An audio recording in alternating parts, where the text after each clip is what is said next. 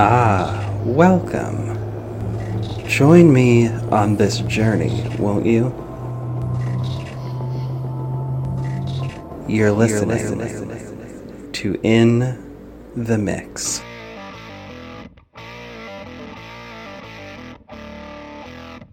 Hey there, mixers and hide and seekers. This is In the Mix. I'm Mixter Hyde, and I'll be your host and guide on this wild ride. Each week, I talk about culture and interview people making culture, oftentimes other podcasters.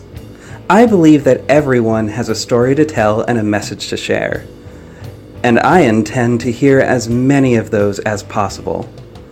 Join me and let's discover something.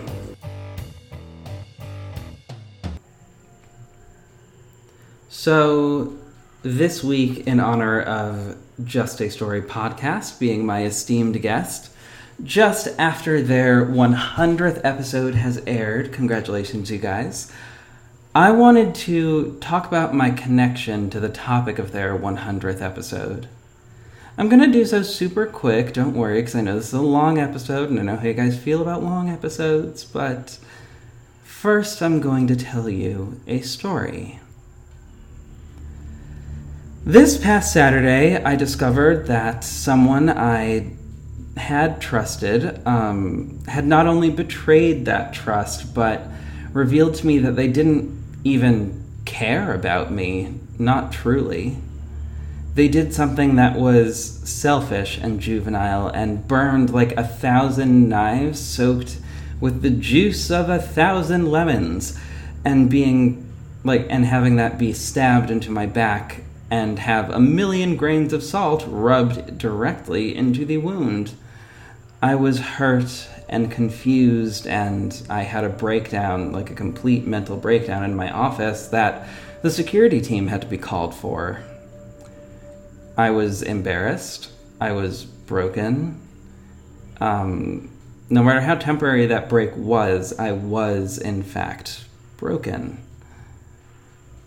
I lashed out at quite a few people, and those people, fortunately, understood what was happening to me in that moment, and were willing to give me the processing room that I needed to hopefully work my way through it. I found myself asking the question, why? Why did he choose to do that? I wanted to know what I had done to warrant such scorn. I wanted to know and was wondering, wherefore was I to this keen mockery born? In truth, at the end of the day, there's no rhyme or reason for any of this.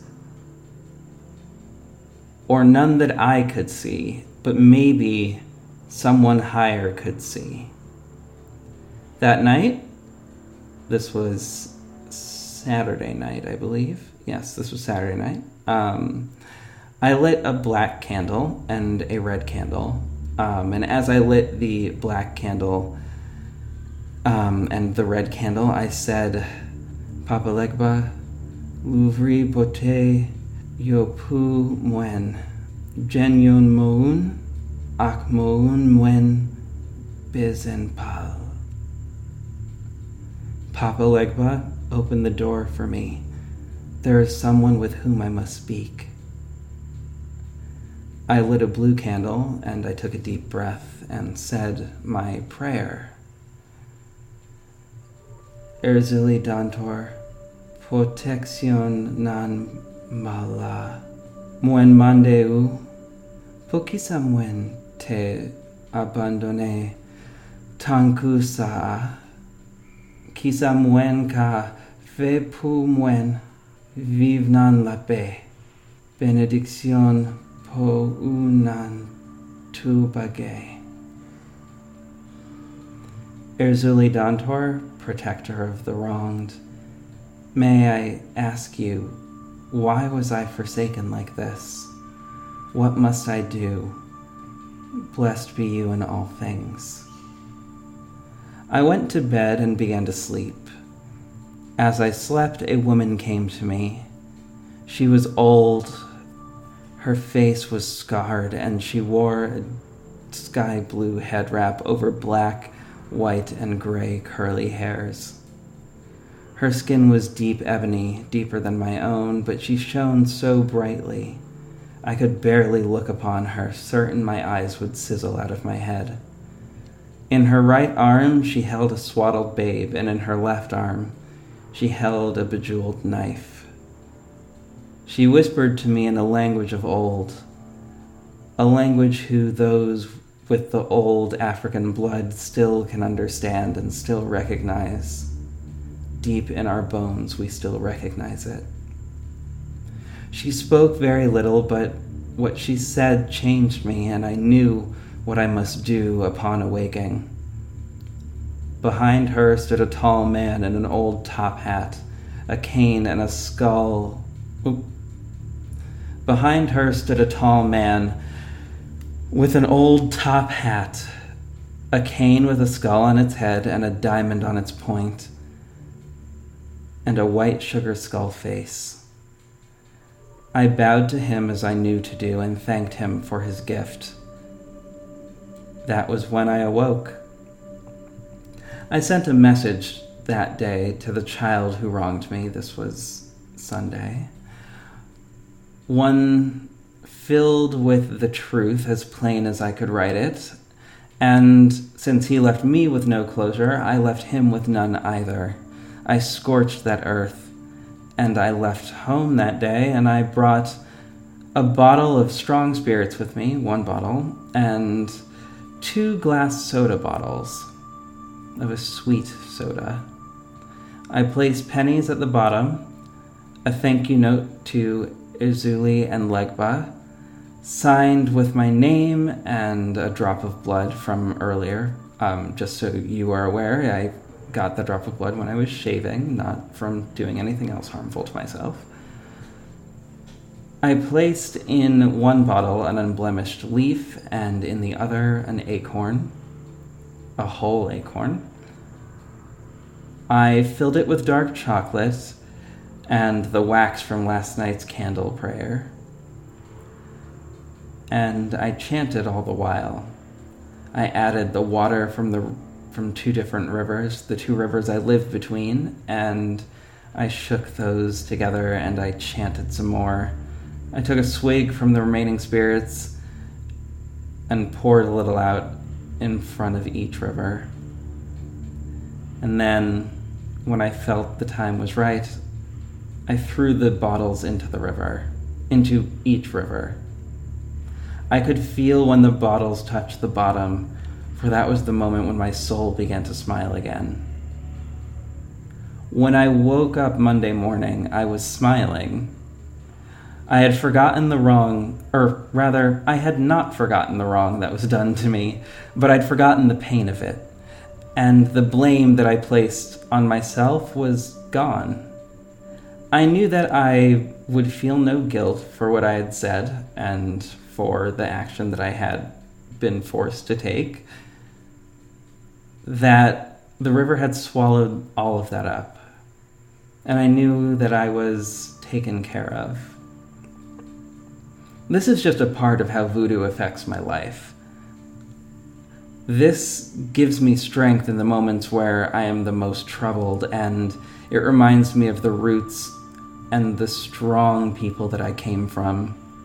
My family has roots from so many different nations, and all of them have led to here.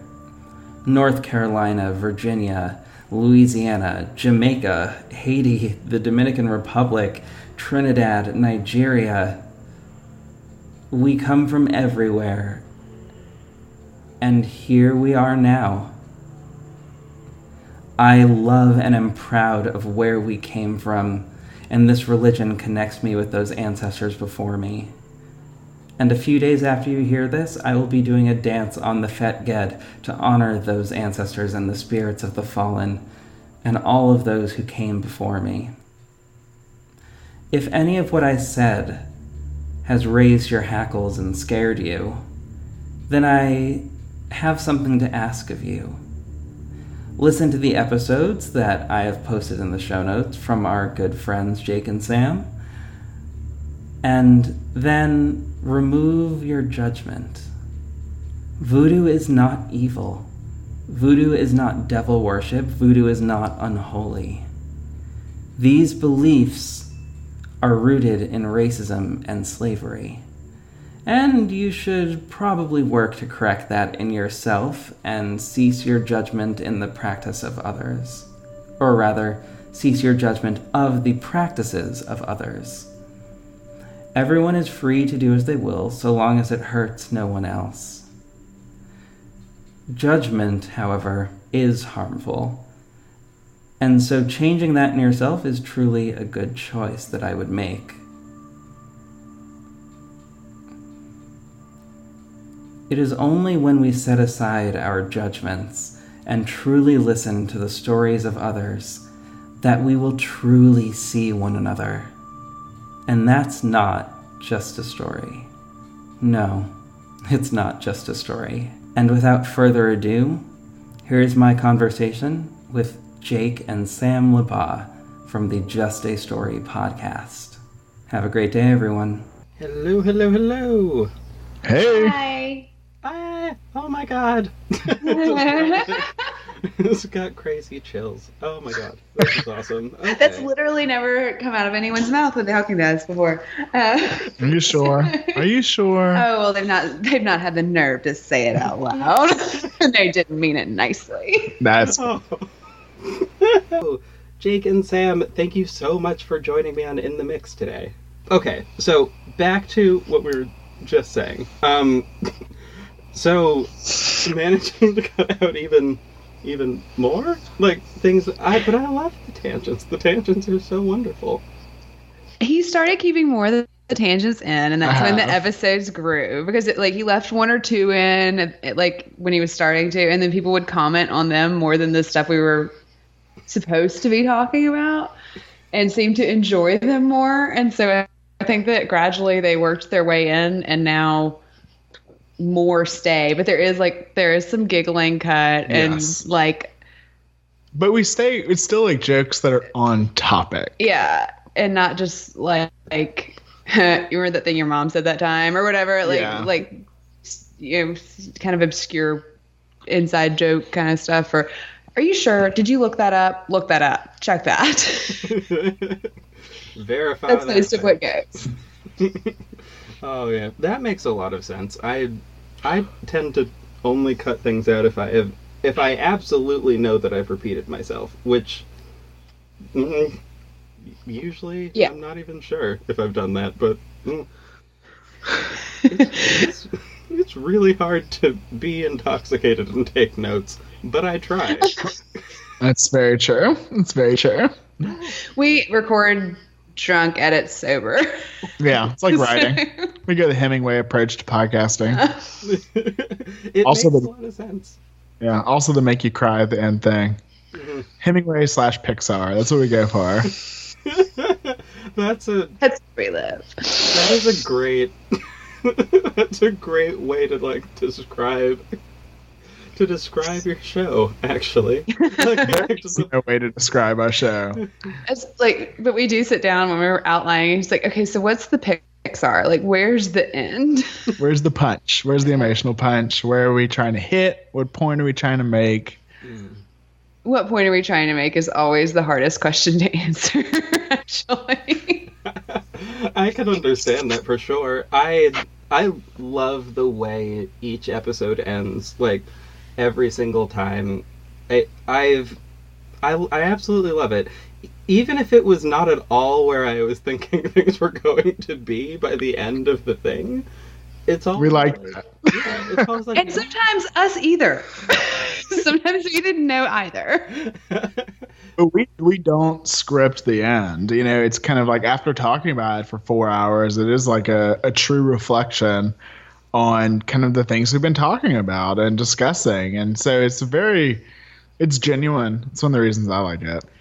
Yeah, sometimes we know we'll be we got to hit that at the end. When we're talking through it before we record, we'll say something that we kind of like, and we're like, oh, we've got to hit that. We've got to work toward that point or whatever. but usually it is off the cuff. There are also another thing that's edited out are the long pauses between his line and my line because I'm thinking, and I want to make sure that I say it in a complete sentence or close to it, and that's hard. So there's some very lengthy pauses when we're working through that part. But yeah, we don't script anything. We do outline everything, just so that we have like the actual information in front of us. Okay. And we know what order we're going in. So those jokes are all off the cuff. Yeah. That's what I had figured. I had figured that the jokes were. I was always curious, like, how much of this is scripted? But it's clear. It makes sense to me. I like it. It's why the jokes are so good. I mean, let's just be honest. I don't listen to the episodes after we record them. I hate to hear myself talk. I'm in the same boat. I can't do it either. Like, it drives me insane. But I listen to him editing, and he'll be sitting there like editing an episode, and he'll giggle or whatever. I'm like, what do we say? Are we funny? Like, is it funny? He's like, the thing you said about this, and I'm like, I don't remember saying that. I had no idea. I did what voice? Oh yeah. Oh, that's always. Oh my God. I just realized like how much time I've spent listening to how much time I've spent listening to the two of you. Now that I think about it, like if you have listened through all of them, it's like over probably almost 200 hours. Probably close to that. Our family hasn't listened to us talk that much. Like it's so funny to think that there are people who hear me speak that often because I'm like, I work from home and I have small children, so I rarely speak to adults. And the idea that somebody's heard that much of my voice, it's so much more than like I talk to people during a normal day. Oh man. Oh, that is such a weird and interesting thing. The thing that I find to be one of the strangest aspects of podcasting is the realization that other people are listening, but also where they are listening from is always a really weird moment. Oh my God, we've had some of the greatest feedback. Like one woman sent us a message, I think on Facebook, that was like, going out to milk my goats and listen to just a story. And I was like, someone's milking goats listening to me make jokes. Like, someone listened to the show while they were in labor. Oh, that was another one. Yeah. That's a cool one. Oh, wow. Oh my God. I wonder what episode that was. Oh God. I hope not a scary one. Like, I hope it wasn't changelings or something. Yeah. I feel like that would mark the baby. Oh God. Oh, that would be awful. Oh no. I hope it was a happy week. We don't have happy weeks. Who am I kidding? Even our joke episode was about dead babies. Yeah. Oh God. I would imagine. it being like a relaxing thing to listen to. That sounds strange. I know it's dark stuff, but I don't feel like we're dark. We seem like dark people, or like we have a really negative outlook, even if we're dealing with really hard subject matter. So I hope it levels out, because we go some dark places. I hope that the kind of light feel of the show with a heavy subject matter works itself out in the end. It definitely does. It absolutely does. Which is why I can listen to it at like 1 o'clock in the morning and have it be perfectly fine. One of the few shows with which that is the case, by the way. Like, there are very few shows that I listen to that at 1 in the morning I can turn it on and not worry about the fact that I may or may not sleep for like a year. Yeah. Yeah. I can. Jacob makes fun of me because I fall asleep a lot of times listening to like politics podcasts. He's like, "How do you sleep through that? The world is on fire." You know, I would like dream of mushroom clouds and orange creatures coming to probe me. I don't know, in a good way. Oh gosh. Well, that's actually a great-ish segue into one of the questions. I'm not even going in order with the questions at this point. Sorry. We do that to people. and ourselves. Yeah. This is like the most loosely planned show. It's awesome for me personally, but we'll just keep talking. Yeah, it's perfect. So how did you both discover podcasting in general? Or I guess podcast first, obviously, and then podcasting as a next step to that. Well, we both spent a lot of time studying, and I would listen to podcasts kind of like while I studied, and you would too. I did in med school. Yeah. Because you just like, there's so much written memorization and note taking that you can listen to someone else talk while you're doing that. And I write everything out longhand before I type it, and you do a lot of artwork. And I do artwork and that kind of stuff. So I have, if I'm typing up something I've already written or I'm drawing, I can listen to podcasts. And so that's when I really started listening to This American Life, 2008. We were listening to that in college. Yeah, it's been a while. And then, branched out to other NPR podcasts and realized there was more. Yeah. Which was crazy. Which is, I think, what a lot of people do. Yeah. Oh, yeah, that was exactly what I did. Literally, down to the show that I started with, too. It's awesome. Yeah. It's a gateway drug. It is. Ira Glass. Ira Glass is the gateway drug to podcasting. It's very true.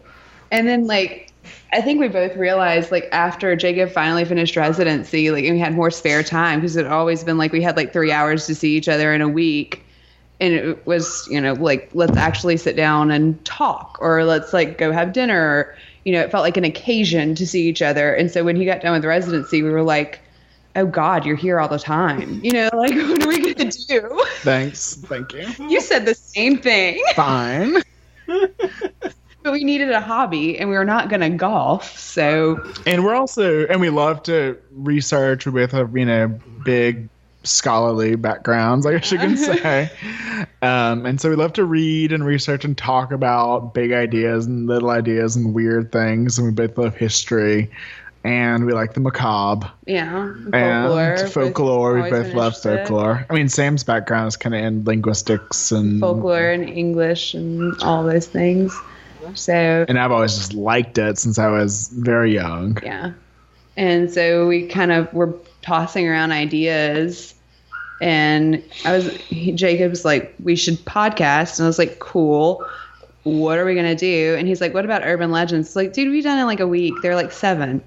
And so before we decided to do it, we were driving to your mom's, I think, which was at the time 7 hours away or something. And so we if we can make a list of at least 40. Yeah, ideas, just some ideas, then we'll do that topic. And we still have that list that we keep working off of. Yeah, we add to, and we don't delete things, we cross them out. So they're all there, but it's on an Evernote file. So we made a list, we hit 40, and then we're like, oh, and then as we started doing the show, we were like, oh my God, everything's an urban legend. Right. And life is an urban legend. It's like urban legend is a catchy name, it's more like modern folklore. So any story that's still told is technically modern folklore and an urban legend. And so some people, I think, listen to the show and they go, wait, there are only 5 urban legends. What are you two doing? How do you have 100 episodes? I'm like, no, anything that you tell that's not a truth, it's in story form, is an urban legend. I mean, everything comes from something. So I suppose, any bizarre thing that people do during at any point, words. I see. They're hard. I had a beautiful thing that was there. It's an idea and it's beautiful, but I don't have I see it. words. It's just But I guess nope. I thought I would trick myself into having it. I don't. Damn it. Yeah, I love all of it. I think also one of the other things prior to us moving forward is that I love when research is one, done, and two, done well. It's a thing that I greatly appreciate, and one of during my day job, I teach on occasion during the day. I'm not doing that as much anymore, but I do on occasion teach during the day. And I have a lesson that is about racism. And there was an episode that you guys did that I have incorporated into the lesson that I do, or at least a section of that episode that I put in there. So I find it immensely helpful and awesome, and I love how I just love that it's there, and also I know that it's a reliable thing too, which makes me very happy. We try to cite our sources. And we try not to use Wikipedia as our only source. It's just funny because I do look at podcasts and they'll put their sources and that's it. And I'm like, really? Don't tell that. Like, Yeah, even if it's where you put it. start, don't go find it somewhere else, please. But we do like to go to scholarly sources and primary sources. I spend a lot of time on newspapers.com and like ancestry.com and that kind of stuff, just looking through. I don't want to put the other things that everyone's already found, especially if we're doing a topic that's covered on a lot of other podcasts that people have hit. I try to find a different angle.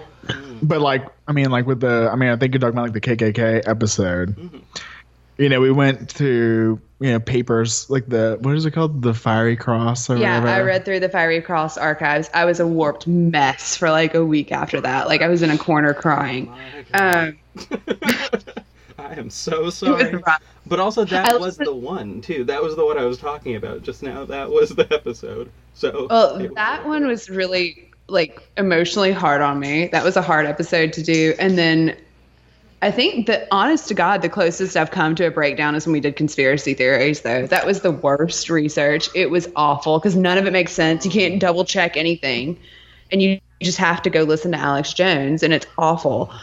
But those two episodes, we did fairly close to each other. And I was like, we're going to have to like do bunnies next. And then we actually did.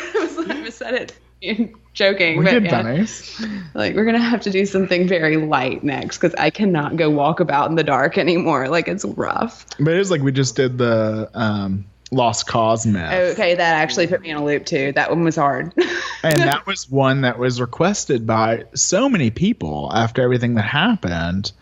And continues to happen. Yeah, that's when we really got a lot of requests. And we were like, well, we kind of did that with, the KKK and the, what are they called? The ghosts, what are they called? Night doctors. Night doctors and stuff like that episode. And we're like, I don't know if we want to do that again. And then we realized we could do, again, another myth that's told, the Lost Cause, and kind of go through the different elements of that. And it was hard. And there's a lot, but I think, like you said, like people look to us, and we appreciate it, for really good research into something. Especially we know when we're touching something that's controversial. So we don't get trolled much. And I don't know why, but whatever has kept us off 4chan, God bless you. I don't know what kind of filter we have or why they haven't found us, but whatever. I'm extra nervous about anything that I know is topical. And so we are very thorough in our research on those. Like, we go to extra links to make sure we're not drawing out too much of our own analysis. And we do have a lot of scholarly sources and very careful to document everything on those episodes. Is greatly appreciated. Also listed a bunch of my favorite episodes just now.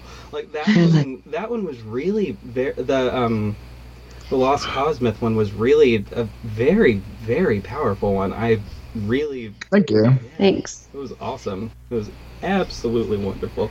I'm sort of just going to make a list of, go check these out, listeners. I'm just going to have that as a list. It's going to be real fun. Whew. Oh man. Okay, so now I am going to ask a question that is technically the first question on the list, which is Cool. one of my favorite ones to ask because it confuses people, but also is really fun to think about. So, for both of you, what is your first memory? Like going all the way back, like really all the way back. And... Oh God.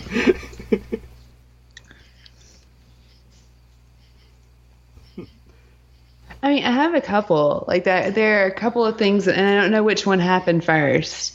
I remember when I was really, really little, we were like, my dad tilled up a piece of ground in the backyard and put wood frames and made a garden. And I remember we were out there planting potato eyes. And like that's like what I remember really vividly is like him, like he had potatoes out there and he had like a little paring knife. No, he had his pocket knife and he was like cutting the eyes off the potatoes and handing them to me to put in holes. And it was starting to rain. And I remember the way that the ground smelled. And I remember like putting the potato eyes in the holes and covering them, and him not getting mad that I was getting dirty and really thinking I was getting away with something. I have to follow that up. That's a really beautiful description of that memory. She's the writer. Oh God, I don't know. I mean, I just remember just being a kid and just, like playing with my cousins and all that. You know, I always had a big Catholic French family, in South Louisiana, and I always remember, Cajun French, and just grew up, just playing with all my cousins and getting together big family gatherings and things like that, and that's usually kind of some of my earlier memories. That's always wonderful, like large family gatherings. I have, I think, one memory of a large family gathering, and I don't know if it was good or bad. Like, I just have, I know it's better. I'm like, there was a whole lot of us. We were in one place. Who thought that was a good idea? Someone's gonna fight. Whenever we'd go to my dad's family's house, I always felt like someone is gonna fight. I mean, from the earliest memories I had, but I was usually right. Like, whenever we'd always go to mine, like with you, you'd always get trapped by like my old aunts. Oh my God, he has these two aunts.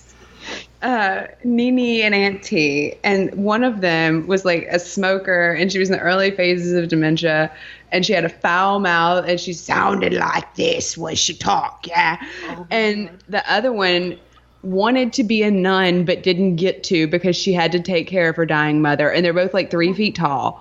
And they like trap me and talk my head off at every family gathering because I'm like the only one who doesn't know to get out of the room. Oh. And I know how. Yeah. And so that's my earliest memories of meeting his family. That is excellent. Oh my God. I also have a very clear picture of them now too, and it's awesome and wonderful. Mm-hmm. And I love it. Oh, that's great. Oh my God. Oh wow. I have like a million questions about where both of you grew up, like individually, like where that was, as those are actually both places that I've never been to, like both areas of the country that I have not as of yet gone to, but that have so much history to them that I also don't recall being taught at any point because, well, public school is not great. Yeah, I went to public school. I went to Catholic school. Well, we have a lot of people, and I always think as a compliment that right in, like, I wish my teachers talked like you and could teach like you. I would have learned so much. Oh God, 1,000%. And so nice. But I'm from South Louisiana, which is like Cajun country, and I'm French Cajun. My grandparents spoke French. But I grew up in one of the bigger cities, and it's really big. Compared to Sam, I was city folk. Yeah. And yeah, I mean, just kind of middle class. My dad was a lawyer, but he was like in the military when I was young, and I moved around a lot, and then we just kind of settled. And I mean, I think that my background, being from such this odd little nexus of South Louisiana, does inform a lot of, my perspective on things and my interest in things, because culture is always a huge part of South Louisiana. It's celebrated, it's loved, and not just the one culture, not just the Cajun culture, but all of it. And you can see that reflected in New Orleans as well. And, we were always taught about all of the different cultures in the area. And some of my fondest memories growing up, there's a big festival in Lafayette in the spring, and it's called Festival International, and it's a Francophone festival. So it's all French-speaking countries, and so music and culture market and festival is a huge thing. But it's people from all over the world from French-speaking countries. So that includes from Africa, from Canada, from South Louisiana, from France. And so for a week, every year, there was all of this culture, and everyone went, and we would spend the entire weekend there and meeting people from all over the world and talking with them and sharing their culture. And it was really, I think, a very formative experience for me that especially relates to this show. And so that's something that's kind of neat and odd about South Louisiana. And it's the same as from North Louisiana, which is not the same. No, you cross I-10 and it's like entering a different state. I also grew up like 20 miles from the Texas border. So it's not this, like, we are not crawfish. We have crawfish boils, but it's not like that. It's not, one speaks French. But I grew up in the tiniest town. It was about 300 people. Natchitoches is the large landmark town near where I'm from. Which is like if you've seen Steel Magnolias. It was filmed in Natchitoches. That's Natchitoches. Oh, wow. Okay. Yeah. So those are my people. And but we were the country folk from out in the middle of nowhere. My parents have both lived within 10 miles of where their house is now. Like, their families have lived there for like 300 years. Wow. Well, longer on your dad's side. Forever. Yeah. Yeah. Oh, well, yeah, he's Native American. So, yeah. Okay. I see what you're saying. I was like, no, they got here in 1714. That's 300. I did the math right. Okay. No, I got it. But yeah, I'm Native American, French, and Spanish on that side. And then my mom's side is like white people. I don't know. They're white? They're like, I don't know. Their last names are like Youngblood and stuff. So very whatever that is. Huh. And I grew up, going to a little bitty church. There are like 4 churches in town. No stoplights. I don't even know if we have a stop sign. And the church was the only thing to do. And there was like one old feed store where men would sit outside and play checkers, where we'd go to get cats and stuff like they always had litters of kittens. And I remember going there and getting kittens when I was a kid. But it was very, very small, and I loved the library because that was how you got out of town, I guess.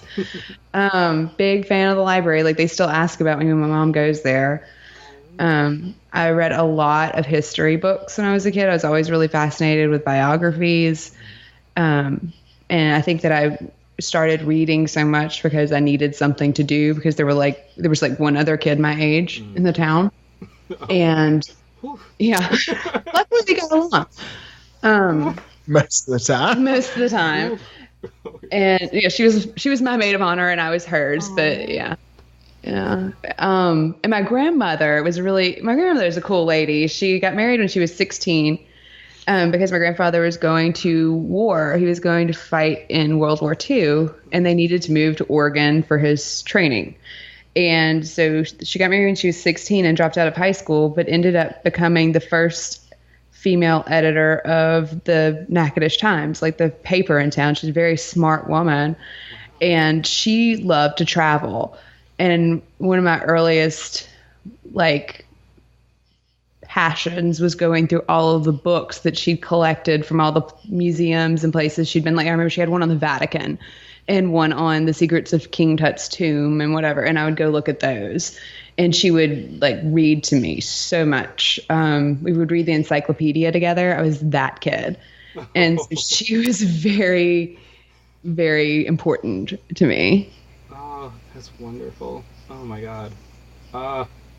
The thing that I appreciate the most about this entire thing is that, like, I'm always like anxious whether or not like my listeners are going to actually like be able to understand whoever I'm speaking to in terms of like getting an image of who they are and like what they're like, which I know that doesn't sound like a thing that I should in theory have to worry about as like in general, just with how unstructured the show is and how like all that, but I am not at all worried about it. They all I think we come across. I love it. I love it so much. Oh my God. Oh wow. Oh, that is excellent.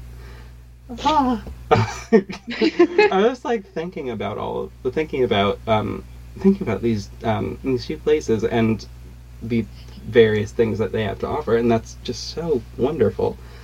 I am just for. Yeah, no, mark this because it doesn't actually have to be there very much, but I'm gonna tell you anyway because why not? I'm still living in the same town that I grew up in. The most I've really left home has been to go to Boston and then come back. I'm in Massachusetts. So yeah, so like to go to Boston for 4 years and then come back immediately after. But I'm like literally in the town that I was. Not only am I in the town that I was born in, I work at the college that my mom went to when she had me. Like, yeah, and to this day, the college is only 50 years old, but in that entire 50-year, like, time period, I'm still the only child that was born to a student during that time period. Fun little fact. Yeah. You should have a plaque. Yeah, at least one. I should. There's a weird spot on campus the building is no longer used, but they didn't know what to do with my mom in terms of housing. They're like, hey, oh, well, we're gonna put you in that weird house over there, all the way over there, okay. Like the outskirts. For the coast, though. Go there. Like go to that one. And was it because she was like the only woman on campus, or no, it was because the only person with a child. Oh, okay. They didn't want to say you have to live off campus, but they're like, look, being in the dorms is not going to be conducive for raising an infant. For child rearing. Like, my first home was married housing at LSU, actually. Oh, really? Okay. Yeah. So we're same. Oh my God. Oh, it wasn't a creepy haunted house, though. It's just some rundown apartments on the edge of campus. Where there was a murder while I was in school. There was a murder there. Oh God. What? Oh no. There was a lot of really weird stuff when we were in school. I don't know why. There was the guy that jumped off the top of the building. Oh yeah, I forgot. And then there was that. The murder. Well, right before we started was the Baton Rouge serial killer was going on. Which the other day when I turned the TV on, there was a doc about him. Yeah, he's and I was dead like, now. A lot of people are gonna do it. Turn that off. It's creepy. God. What? Oh, wow. That's an interesting case that I bet not enough true crime shows do. Yeah. I will make a note of that. I quite literally, I mean, for the listeners, I'm recording this almost a month before they're going to hear it, which is kind of funny. But I literally just posted the first episode of the, like, sort of true crime half of this show. So I'm going to make a note of that. It's interesting. So he's one of the only like black serial killers. Yeah, well, people are finding out more and more that a lot of the unsolved cases because the behavioral sciences unit were like, there are no black serial killers. They were like, a few people that kind of got away with it for a bit. But and then they found out after that there was this guy that was like competing with him. Yeah, he wanted to be the Baton Rouge serial killer, and he was killing just as many people, but not targeting like pretty little co-eds, and so he didn't get in the news as often, and he held a grudge about it. Wow. It's a crazy case. That is the worst competition I've ever heard. Ever, right? And it was here. We're back in Louisiana now. We had been in Austin for a couple of years, and we decided to move back home. So it was like right down the road from here. Ew. And the Myrtles is that way. Yeah. Myrtles is that way, and Baton Rouge serial killer is that way. Yeah, Louisiana's a dark place. Collins is over there with all of its voodoo, which by the time this airs, I'm going to give you a sneak peek. We're doing voodoo for our 100th episode. Oh my god, yes. Oh my god, I'm so excited. We've been researching it nonstop. I'm like, I think I finally get LaBas. Jacob's like, you spent 4 days on it. You should. I only read 2 books on zombies. I cannot tell you how excited I am for this. We've been wanting to do it since day one, but it's a massive undertaking. Yeah, and I was like, we have to do it right. We can't not spend time on it because it's such a complicated thing. Anyway, absolutely. Oh my God, I can't wait to send that to like literally everybody that I know. Oh my god, I'm so excited. Oh, this is gonna be wonderful. Oh my god. Nah. It's gonna be a 2-part episode too. Yes. Oh my god, I'm so excited. That is going to be awesome. Oh man. Oh wow. Yeah, Louisiana I think is one of those places that I've wanted to go for so long.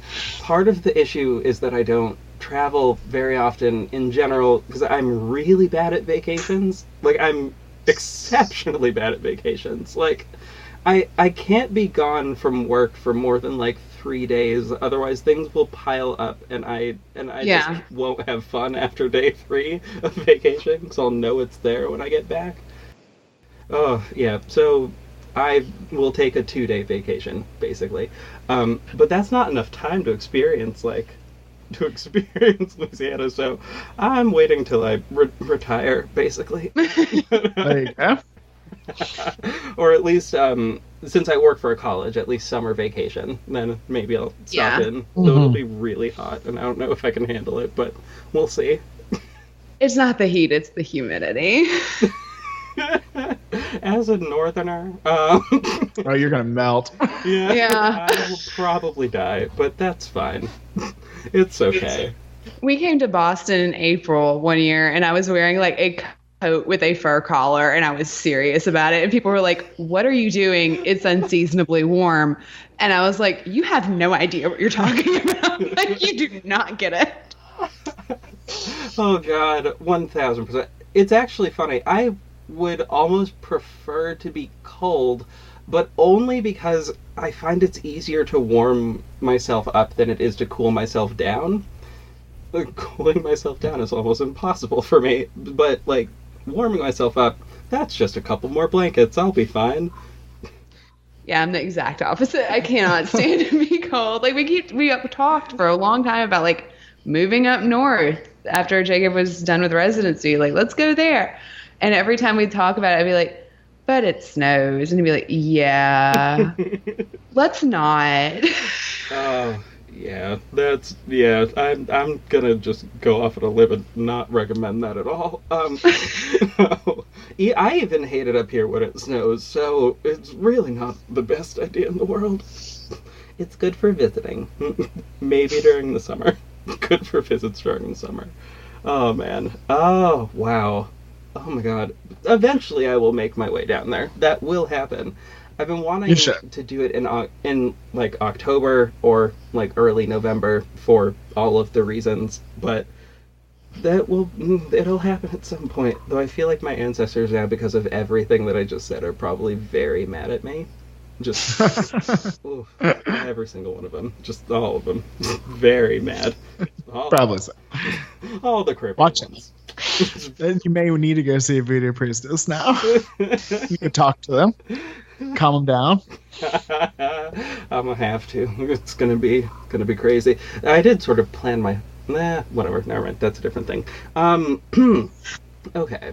So I have another question, and well, actually, okay. So this is a random question that has nothing to do with the next question I'm about to ask, but I just sort of wanted to ask. Do you have animals at the moment, like pets? We have a dog. Oh, that's awesome. Okay, He's ancient. He's sleeping. You may hear him snoring. He's a miniature dachshund, and he is almost 12. Almost no. Yeah. Yeah. Oh my. In November. Oh my god. No, he'll be 11. 11. Oh my he's god. old. He's starting to gray, and he's getting a little demented. It's okay. Oh. Yeah, he's got a tumor. He does. No. Oh, that part. But he's a sweet puppy. He's old and mostly quiet. His name's Fritz. Aww. Oh, that's adorable. I have the same kind of dog, so that makes me happy. Oh my god. What color is yours? She is black with a few brown spots on her. Yeah, he's black and tan too. Oh, he heard us talking about him. He's rustling around. We also had a creepy hoodoo cat until we moved to this house, and she decided she would prefer to live with my mother. But she showed up. She came out of nowhere. My mom was bringing my kids back after they'd been with her for the weekend. We were going to meet halfway between our places, and one kid. It was it was before Odette was born. But she had Remy. This is part of the story. Yeah. And she pulls up in the parking lot. And she's like, I think there's a cat under my car. I was like, what do you mean? She's like, well, we were in the parking lot getting food, and a little kitten ran out from someone's car, and they said it had ridden under the car for 200 miles, and it just rode with me 100 miles. And I think it's still under there. I hear it mewing. And I was like, you cannot leave it under there. So I crawl under the car and pull the cat out. And it's this little orange kitten. And I'm like, I guess I'll take her to the pet rescue. I don't know what to do with her. Jacob hates cats. And so I brought her home with me, and he saw her and he's like, kitty. And so we kept her. Did not hate cats. Yeah. And so she lived with us, but when we moved the last time, she got out at my mom's house and was like, this is pretty cool. My mom lives on 31 acres and did not want to come back with me. And I was like, whatever, you're a creepy hoodoo cat. You do what you want. She's got magic powers. I swear to God, she's a witch. So I don't question her authority. Well, say why. Say why. Well, what was it that made us decide? So we used to live in this ancient house. Oh my god, that house was haunted as fuck. Right anyway. This old haunted house is over 100 years old. It had a basement in Louisiana, which is so weird. It was a dirt basement. Yeah. And it was creepy. I heard there was doorknobs that would turn on themselves, and I would hear people talking, and there was all kinds of stuff. The house was awful. And when we moved out, we had a trash can that we'd never put anything but paper in. It had been in the office. And we pulled it out on the porch, took a load to the other place we were moving, and came back and opened it, and it was full of maggots. Oh god. And there were rooms, the kid, yeah. There's rooms that went our kid, the dogs, and even we would never go in. And the cat wouldn't go in them either. And we don't know why. And, kids will go in any room. Mm-hmm. And no one would go in there. There was creepy writing on the inside of the wall that disappeared after we moved. Yeah. On the basement. And then we were trying to get pregnant too. And literally the month we moved out, we got pregnant. Yeah. And then when the baby was born, the cat had a creepy hoodoo shine with the baby. And even before she was born, she'd go get in her crib and want to sleep there. And when she was born, when I'd put her in the crib, the cat would go lay on her, which is weird. Cats don't like little things like that.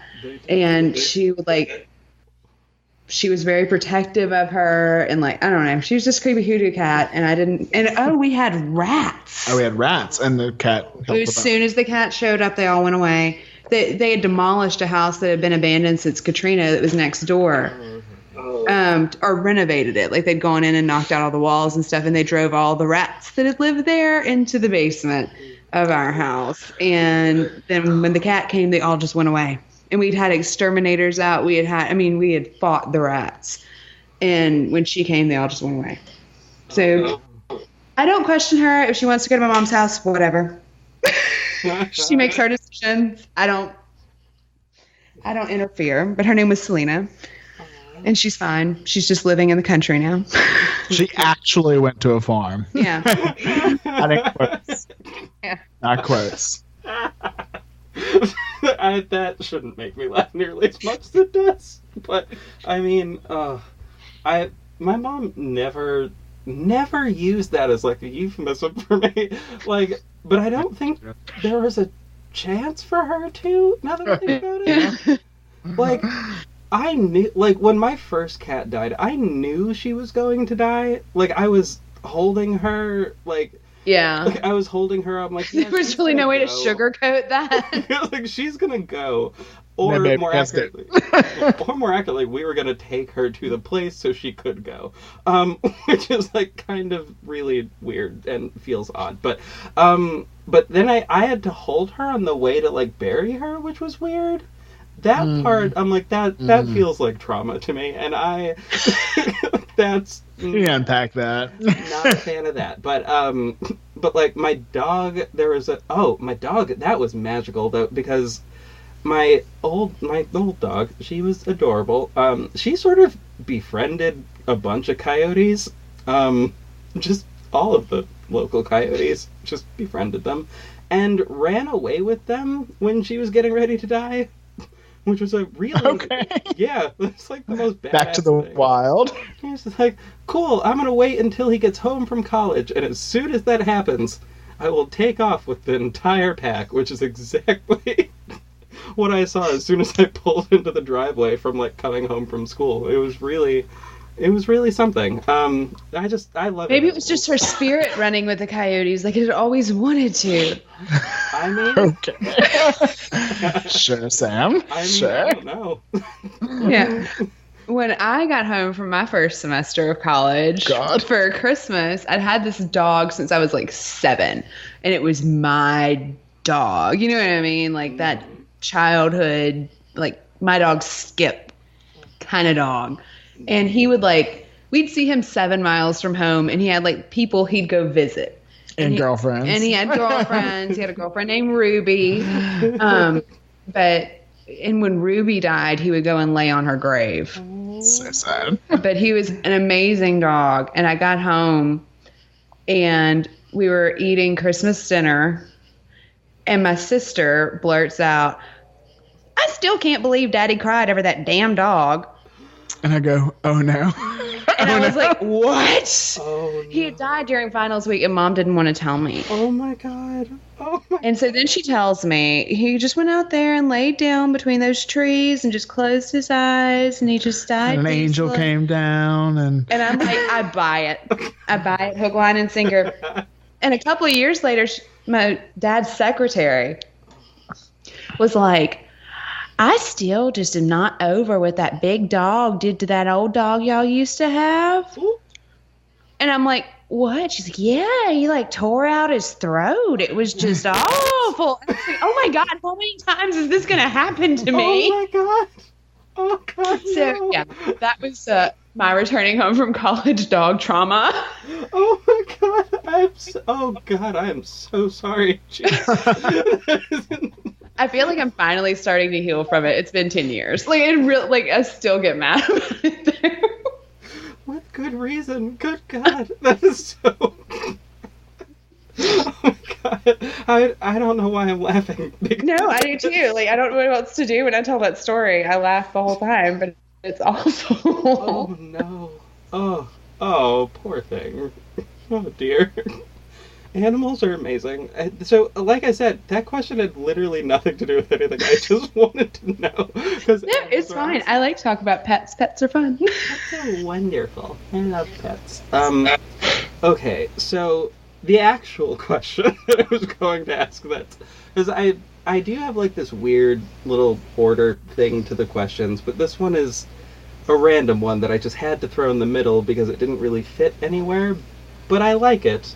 And I like it. I like it a lot. So, the question is, well, okay, there's a scenario first. So the scenario is, you are in a situation wherein you have to defeat a giant lava monster of evil. And the only way in which you can do that is by remembering a moment of pure and total joy. What is the memory that you conjure up to defeat said giant demon thing? You go first. You're going to say I'm a writer if I go first. No, it's not fair. I know.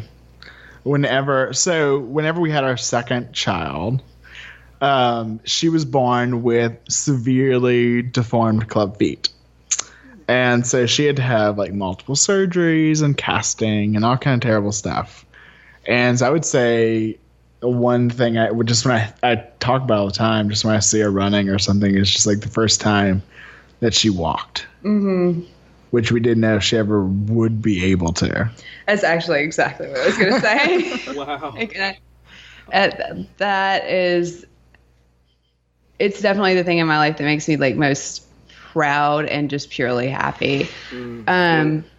If there had to be a second one, it would probably be like my kids loving each other. Like they really do. They get along super well, and they're like, I put them to bed the other night, and like they just wrap their arms around each other, and they're like, I love you, I love you. They're 3 and 6, like they're young for that. And I think that would probably be the other one, is just seeing them be like so affectionate toward each other and just feeling like, okay, I've done one thing right, good, like that feeling. Moment. Oh my god, that's absolutely beautiful. Oh man, I've only just sort of, I feel relatively blessed in terms of like my life, because I have a bunch of, well, not a bunch, I have 3 siblings. Understanding that that's a bunch. Have like, well, I mean, sure, I guess. I know that there are certain people in my family who, like, my grandmother was one of 12. So, like, it's sort of, mine too. Yeah, so sort of like having 3 of them seems like a tiny amount to me, but I don't know. But I am so fortunate because I love them so much. They love me equally, I think. Hopefully, maybe. I don't know. I'm much older than 2 of them, so I don't really know. But like, we're all incredibly close. Like, I currently, right now, I'm in my parents' house while I record this, because it's, well, partially because I live here, but also because this is like where I have a little studio, which is nice. But I love them so much, and they're so wonderful. And it only dawned on me, like, really recently that for some people that is absolutely not the case. Yeah. I'm super close with my sisters, and people think it's weird. Like, they're like, how do you get along with your family so well? I'm like, there's one of my sisters, we will occasionally get into it. Occasionally. But, my nieces and nephews are all closer to my age. I'm much younger than my 2 sisters. And so I grew up with them more like siblings. And I actually enjoy going to my family gatherings, and it does not feel like punishment. And I did not know that was weird until I got older and people, started being adults and talking about their families like they meant it, and not just being, snotty teenagers. And I would hear them be like, I just can't stand my family. And I'm like, that's weird. But no, I think I'm the weird one. It's odd. It's an odd thing. I feel like we, as human beings, maybe go through a few different stages in terms of how we feel about our parents. Yeah. Mm-hmm. But I don't know. I love my parents, and well, I especially love my parents as they're like letting me live here. Yeah. Real nice. Very much appreciate them, but like they do so much for me that like it just doesn't make sense for me to like not. Like, it wouldn't make sense for me to, like, resent them in any sort of way. Like, I literally wouldn't be here if it weren't for them. So, I don't know, but Very true. yeah, I don't know. They kind of played a pretty large part in the origin story that is me. So I thank them for that. But yeah, it's interesting that isn't the case for a whole lot of people. But I guess there are so many different reasons why that could possibly be. So like, it makes sense overall. Jacob's family is like business partners. Is like they're like warm associates, but your extended family are more like the warmest people in the world. But like I feel like your family is like a shake hands family. Like you're it's not that bad, but yeah, in my extended family, my grandma and my aunts and uncles, I'm much warm with than the rest of my family. Well, at least that makes sense. I mean, or it makes sense in a in terms of a like I could understand that. I can understand that for sure. Like, I mean, I don't know what that's like, but I can totally understand. They're still up there, and I suppose that's the most important part. Oh man. Awesome. Oh my god. I love both of those. Both of those as moments to defeat the demon. Also, I have to say that question comes from Moana. I mean... I was gonna say I would throw the heart of the ocean back. Do you know how, like, I had the Moana soundtrack downloaded, and we have to listen to it like whenever the car ride is disintegrating to shit when we've been traveling for a long time. That's what we put on to like make the kids behave, because they'll sing along and they both know every word, and it's amazing. It's pretty cute. It's pretty cute. This sounds amazing. Oh my god, I love that so much. Oh god, I absolutely love that soundtrack. I will say that soundtrack got me through a breakup. Yes, it's good. It's good. I love the Traveler song. The Voyagers? The Voyagers, yeah, Voyagers. Oh, the Voyagers song. That's when it comes on. He's always like, "Daddy likes the song."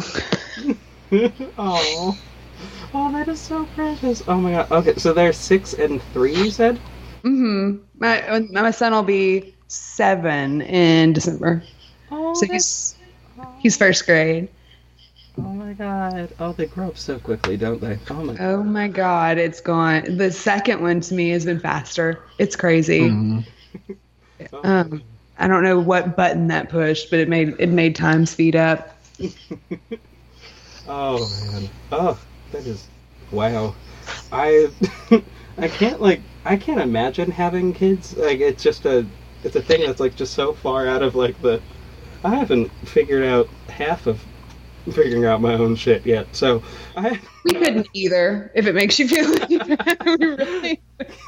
When we just found out we were going to be having one, we were like, what do we do with that? We don't like. I have a hard time remembering to take my contacts out. Like, I don't think I should be responsible for humans. You take your contacts out? No, I stopped. Yeah. I switched to different kinds, so I didn't have to remember. Exactly. It's okay. That's just like a window. Yeah. I know that struggle now. The contact struggle. Real. I mean, not the... Yeah. Woo! I like don't even wear... Well, I have glasses, but they're specifically for reading, so I don't have to wear them that often. But I have contacts because I occasionally like to be fancy and have my eyes be a slightly brighter color than they are. Just because. Right. Just because, why not? And...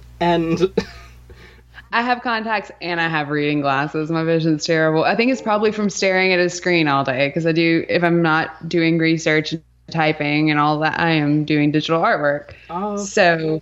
yeah, I probably am ruining my vision, but whatever. I was actually going to ask you what your preferred medium was in terms of art and the creation. Right now, I'm working pretty much all digitally. If I do anything by hand, it's color pencil or pens and markers. I don't paint a lot. I never have really done a lot of painting. Charcoal and pastels. Yeah. Oh, I love pastels. I haven't worked in pastels in a long time there. And I do stuff like I sew and like I make my kids' Halloween costumes every year and that kind of stuff too, like kind of craftsy. Ooh, sometimes. But that just made me very happy. I'm the same way. Also, I thoroughly enjoy colored pencils, and I feel like people should use them more often. Oh my god, they're the best. They really are. I illustrated my first children's book.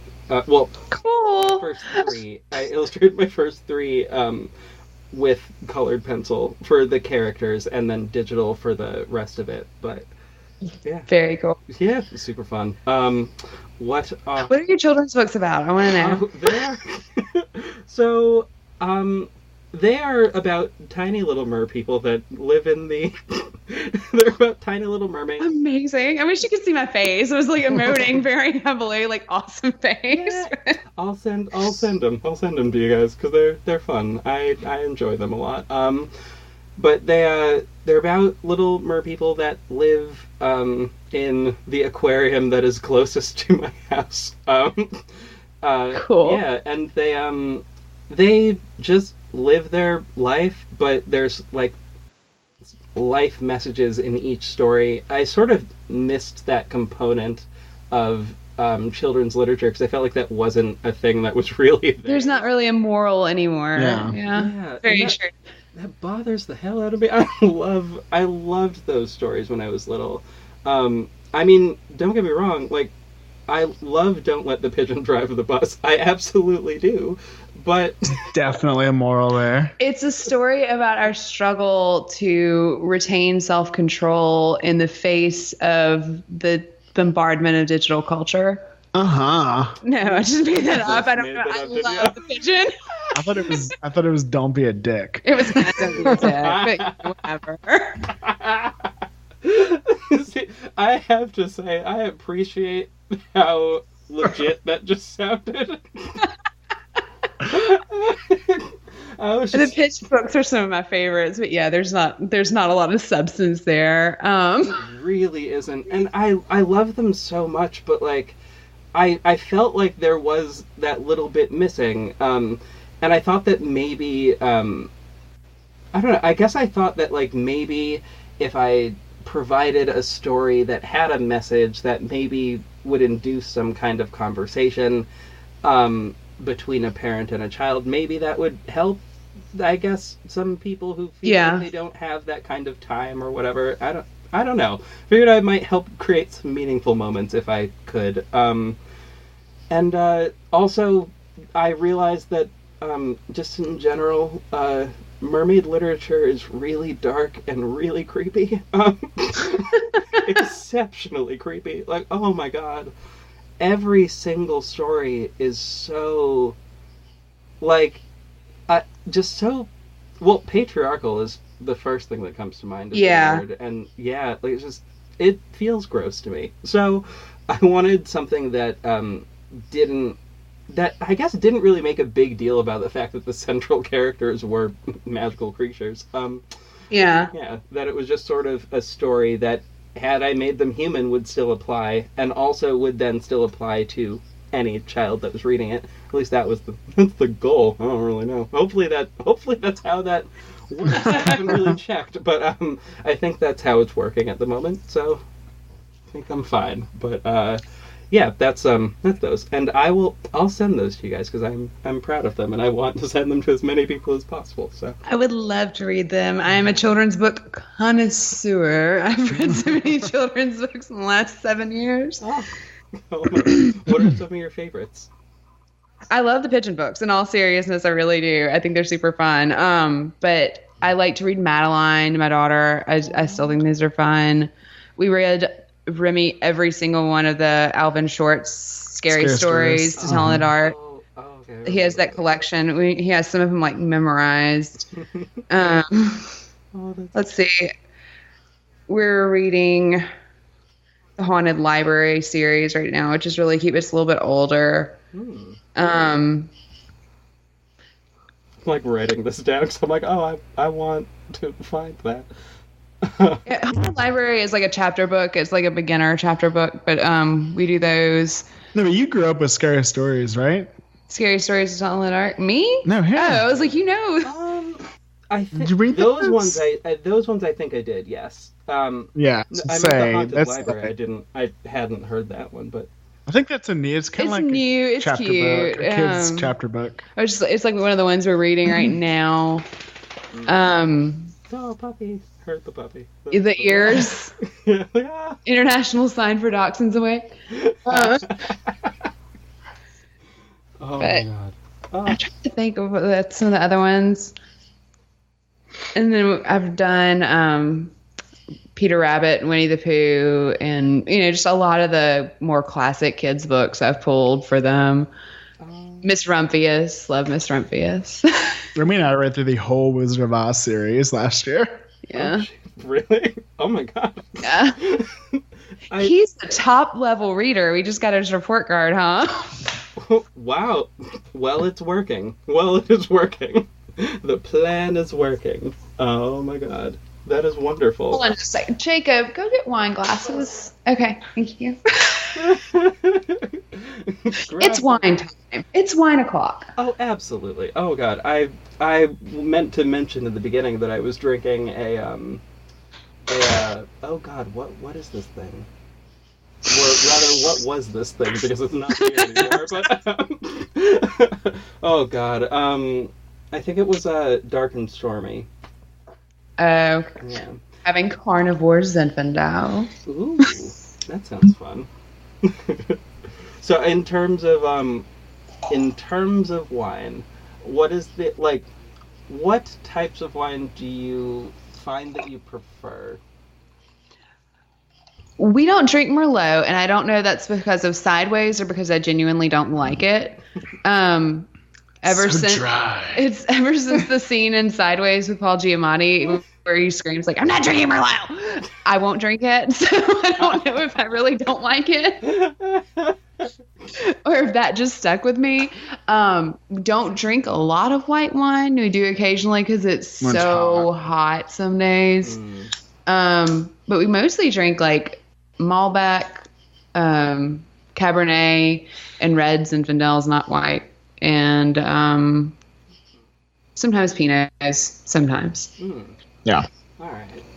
So preferring the middle of the road-ish dry, or yeah. I'm not much for a dry mouth feel. He doesn't like anything that's too tart.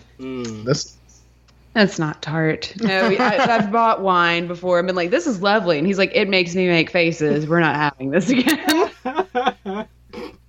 See, that's sort of how I feel about wine too, but I am such a baby about it. So, oh, wow. Oh, well, I guess I could also just look around the room because literally there are multiple bottles just in this room. And most of them are the insanely sweet ones. Because I'm a child and I can't do like that pink one that we drank. We call it the summer. Shame wine. We call it the shame wine. Shameful. It was candy. It was not wine. What was it? Grown up shouldn't drink it. But it was so hot, and so we put it in the freezer, and it would make slushy, pink, sugar slush. And it was amazing, and we drink so much of it that we get sick, and I think it was because of the sugar and not the alcohol. That's actually so I've had to do a little bit of tapering off of how much I drink during my episodes for the simple reason. We did that too when they got so long. When they got longer, we had to cut back. We start with a cup of coffee and then switch to wine, because if we drank wine for that long, we'd be so freaking the ends wasted. would not be nearly as poignant, or they'd be more poignant once. On one episode, that would work. Oh man, I reached a point where I was like, oh, I managed to finish a bottle and a half and wasn't paying attention. Had no idea. We did that on one longer episode. By the end of it, we were both propping our heads up because it was red wine. It was late. And it was hard to stay awake, but yeah. Yeah, that'll do it. Oh god. Yeah. Yeah. All of the sweet ones though, I've realized that if I had gone, I could have had maybe 6 of these Dark and Stormies and been perfectly fine.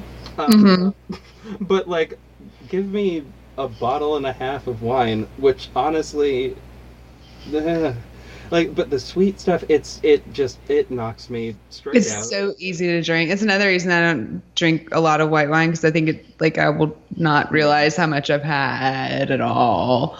But anything by Prophecy is like our newest one we found that's really good. Like the labels are all like takes on tarot cards. But the wine is super, super good, and it's not expensive. Yeah, it's not bad. It's really good. Yeah, and their Sauvignon Blanc's really good, and their it's a Pinot Noir. The Pinot Noir is the other one we get all the time. But both of those are very good. I am making it a point to. You should write it down. I'm serious. I will find that somehow. Magically, I will find that, and it will be. It's around. It's in Target. I bet it's in Target. Huh. My Target is obnoxious. Massachusetts is a really obnoxious place. They don't have a whole lot of booze in places unless it's in very specific areas. Like, there's two grocery stores in my entire county that actually carry booze in them. They're like the only ones. Well, in Louisiana, there are drive-through liquor stores and daiquiri stores. God damn it. And you can just go pick up a big frozen daiquiri and drive off with it. Fuck, why do I have that? The Walmart stocks hard liquor. The gas station stock hard liquor. I know. It's like when we moved to Texas, I was like, where is the rum? Like, what do you mean? I ask where is the rum at least once a day. Yes. Oof. Yeah. Oh God. I've cemented the fact that I will be going to Louisiana at some point. Because honestly, a drive-through. Oh God, Well, and you can walk around with your drinks too. Or you can leave a bar with a drink. I've done that exactly once in Massachusetts, which also I know was illegal. Sam's tried that in other states. Yeah, I don't think about it because I turned 21 here, and that's when I would go to the bar and get my drinks, and they wouldn't heckle me or hassle me or whatever. I was like, and I'd go to another state and try to leave with my drink. I'd get a drink to go, and they'd be like, we don't do that. I'm like, what do you mean you don't have go cups? Like, give me the drink in a go cup. I love that so much. I've fought with bouncers in like every state I've been to. I'm also sad that isn't a thing in other states. Like, that should be. Well, actually, I don't know. I don't know. No, probably should not be legal. Probably not. Probably not. That should totally be a thing. Like, we can't handle that. We actually can't handle that. It's been prohibited too long. I don't think we can take it now. Genie out of the bottle. Damn it. That makes me sad. Damn it, other people being ineffective with drinking. Not myself, of course. Or far too effective. Yeah. Oh God. I have were I not recording this right now, it would honestly be at this bar. It's down the street from me. But they have this one drink that is just the most beautiful, magical thing. The base of it is bourbon, and the next thing, I guess, that is in the highest quantity in the thing is watermelon. Yeah. It sounds awesome. Oh yeah, already it's amazing. But then there's mint as well. Mm-hmm. And then it is blended with a club soda, and it is the best thing I have ever had in my entire fucking life. I have never tasted anything more beautiful. The best drink I have ever had was in New Orleans, like a nice restaurant, one of John Besh's restaurants. It's like one of the big. John Besh is so dreamy. He is dreamy. He was a Marine. Yeah. He's a chef in New Orleans. And he's got good hair. Definitely put him on your list to Google. And but it was, it was like a really nice place. But it had like bourbon that was infused with vanilla beans, and they made an old fashioned using it. But they had homemade like Satsuma bitters. Oh. And Oh my. and like blackberries.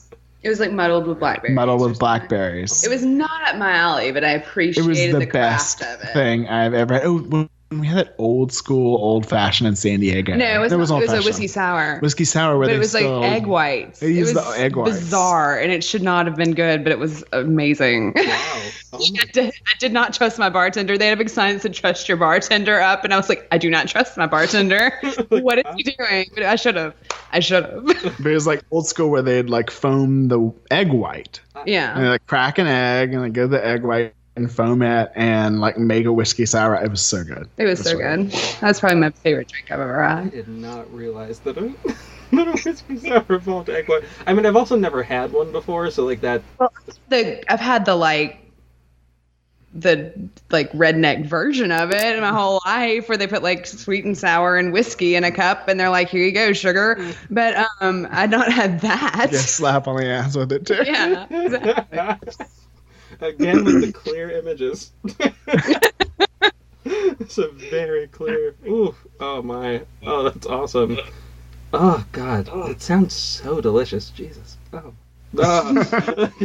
What liquor? Oh, my friend just gave us that bottle of bourbon. Oh, you're right. She did give you a bottle of bourbon.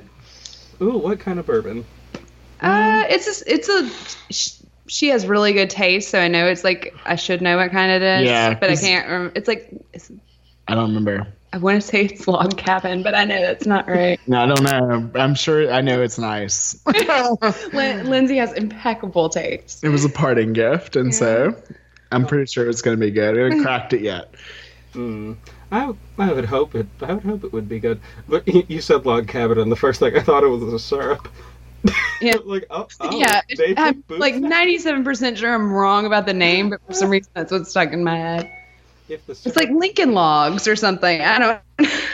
If the syrup company made booze, I don't know how I'd feel about life anymore. I just feel like, I'd probably have it though. Yeah, they have like maple syrup flavored stuff, like liquors, and they have. I mean, I just didn't grow up with maple syrup. I find it very. I'm too close to niche. Vermont. Like I just don't. Too close to Vermont. I just don't think I can do that. I've never had that problem. I'm too close to Vermont, damn it. I mean, although I feel like we might be too close to Vermont right now. It's possible.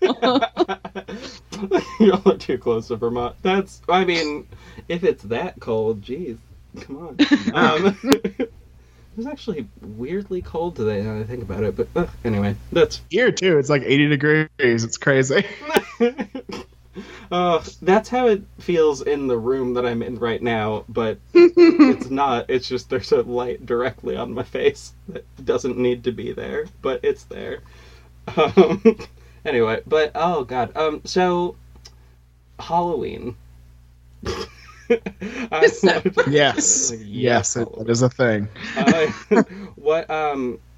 So have y'all thought about what you are going to be for Halloween? We are at a life phase where we do not get to have the cool costumes. But our kids do. Like I spend the entire month making costumes, and I just went and got all the stuff for the kids' costumes. Remy's gonna be the headless horseman as per his request. Oh, that's gonna be so cool. He's not gonna have a horse, so he's just gonna be the headless dude. But whatever. We could be his horse. No. Who gets what in, Sam? You're a horse. You call me a jackass all the time, so.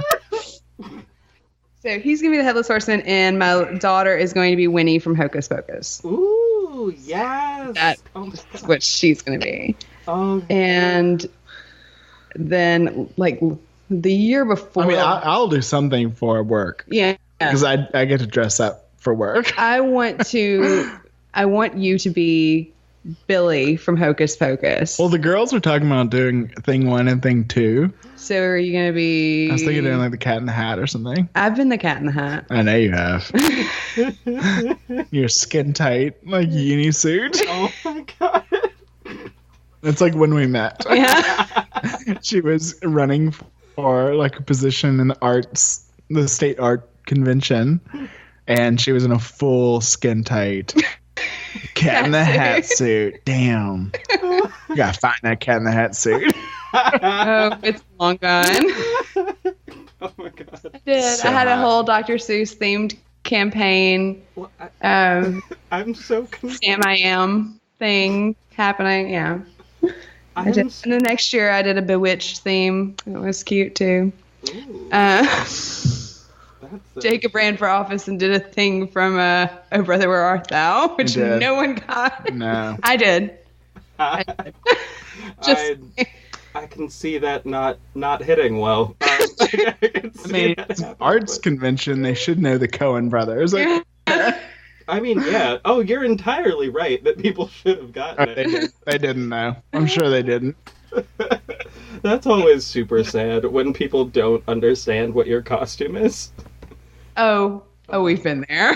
Do you want to tell our worst? Yes. Day? Oh my god, yes. Oh my god, yes. Or that no one got. Not one fucking person John got. Lennon and Yoko Ono? No. Oh. No. There's another one? There, a toga party at the Playboy Mansion party we went to. What? And It was like a combination toga / Playboy Bunny party. Yes. For his med school. And so that is going to shock the audience. I went as King Midas, and Sam went as a fully gold painted with clothes on. Oh wow! Bunny. I'm getting like zombie vibe from the Cranberries. Yeah, it was pretty awesome. I thought it was hilarious. I thought it was the funniest thing that had ever happened. And then we got locked out of our car. And I was in the outfit. I forgot about that I was part. in that outfit downtown at 4 a.m. I haven't forgotten. I forgot that part, yeah. Painted gold. Oh my god. How did you get the makeup to stay? I love that that's my first question. I was tight. And like a corset. yeah, and I had like a corset and shorts on, and then it was just my face and arms, really. Okay. And you spray painted bunny ears gold. Mm-hmm. And then I did like a mixed base with temper paint. Like I mixed like face base, like the palest makeup with temper paint, and used that, and it stayed pretty well. And then I used that like spray glitter. Like you use for your hair. I probably inhaled a ton of toxic shit that night. Yeah. You're going to get the way of the original Tin Man. Yeah. You know? The original guy that was cast as the Tin Man, he lost his job because he was allergic to the silver paint. Well, the girl in Goldfinger really died because she's all gold. No, It's not didn't. true. That's not true. It's an urban legend. Legend. The Tin Man one's true. It's science. I like almost bought that for a second. I've had just enough booze to be gullible. It's beautiful.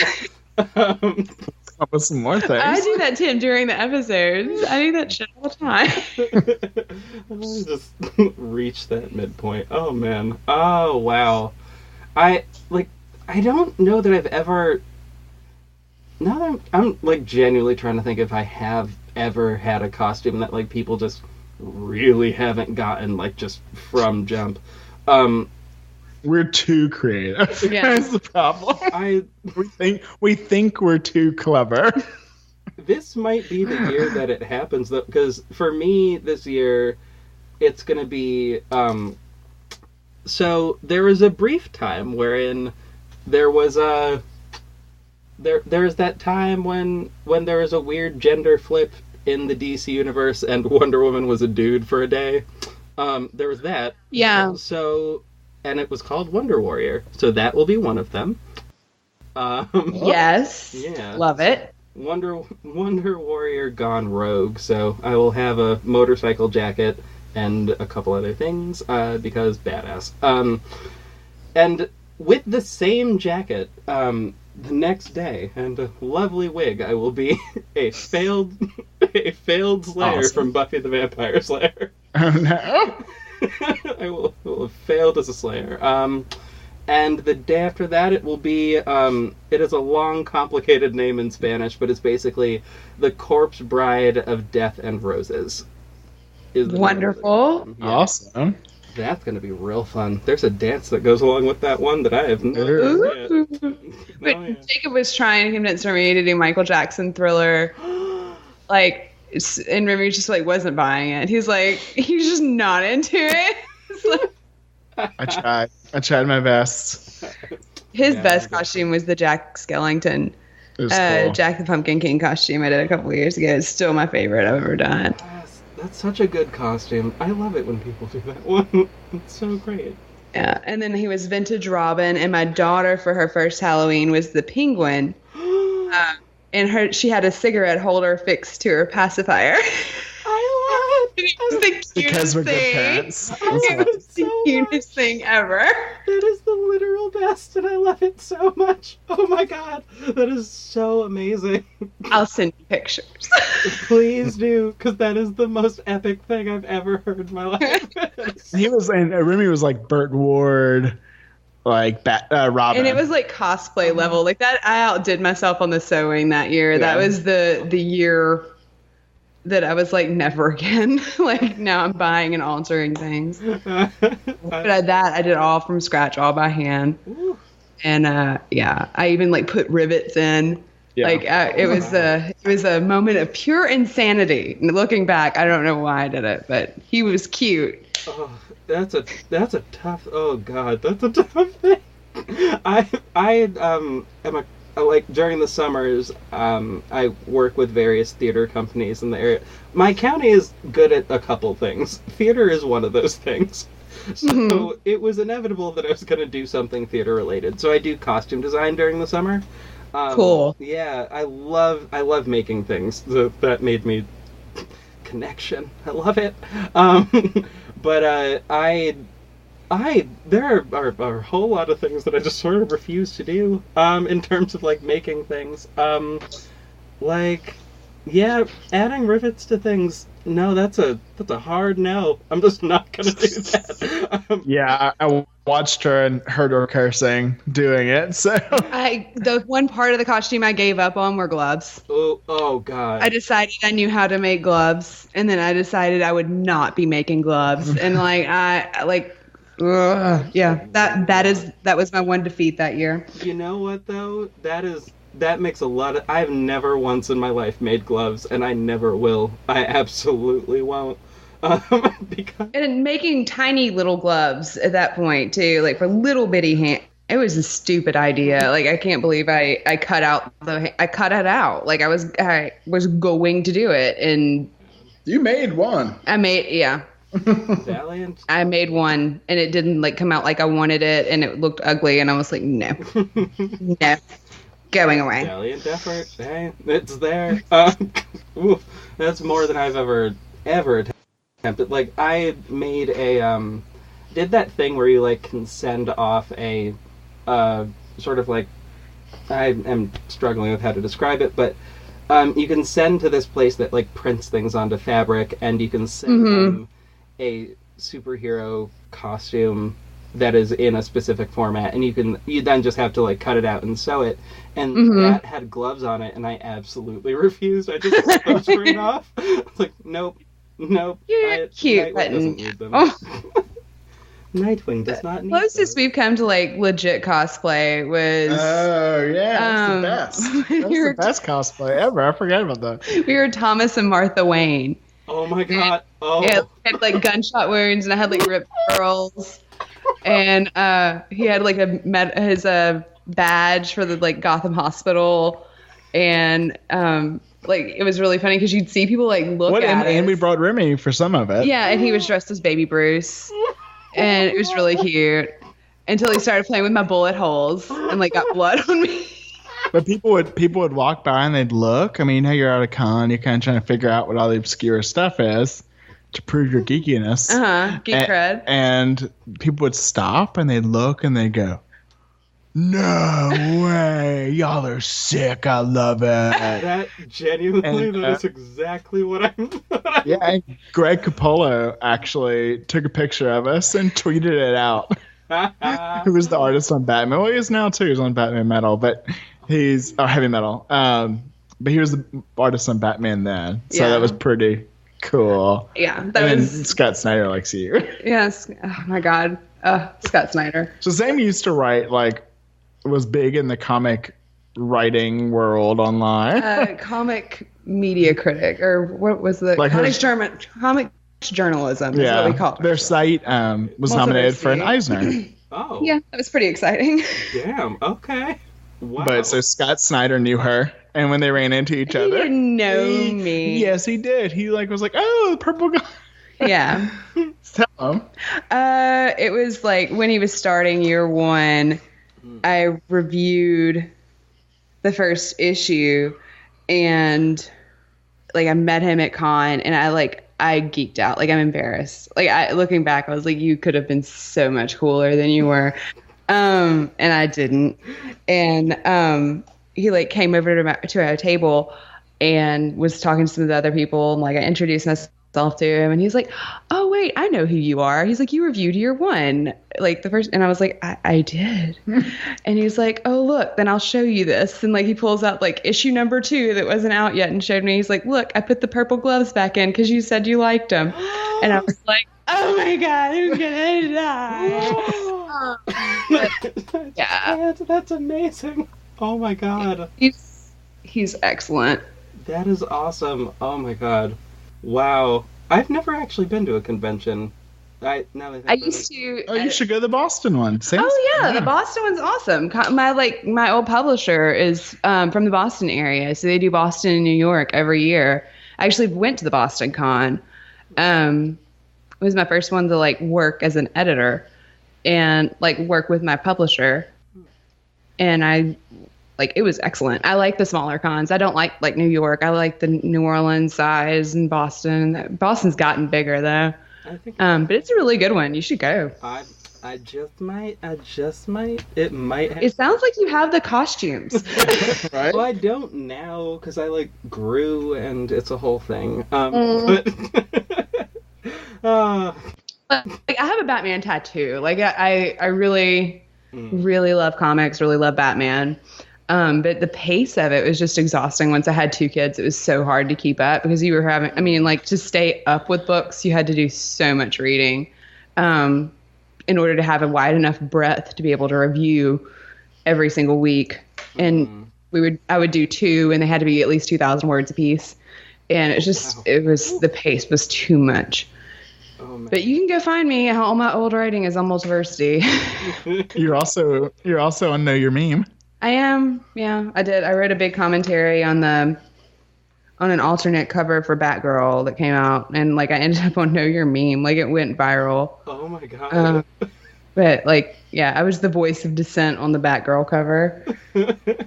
Did not appreciate it. The Killing Joke needs to stop, but that's a whole different story.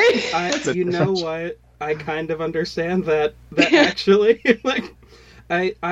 I kind of agree. I didn't like that as a storyline. It was never one of my favorites. Well, I appreciate its artistic merits, and I understand that when it was written as a non-canon piece, that it was very powerful to see Alan Moore take on the Joker's origin story. But how many times do we need to see that happen to Barbara Gordon? How many? And now it's part of the official story. Yeah. And that bugs me. So yeah, I wrote a big thing about that, and it ended up being quite widely read. That is awesome. I do also dislike that is a part of her story. I do like though that since it's just been added, and this is well, I guess this is here and we can't get rid of it. Well, it's if you like the Oracle part of her storyline, you kind of have to have something happen to her. Well, the Oracle part's great. You've got an awesome, powerful person with disabilities. And then they were like, never mind.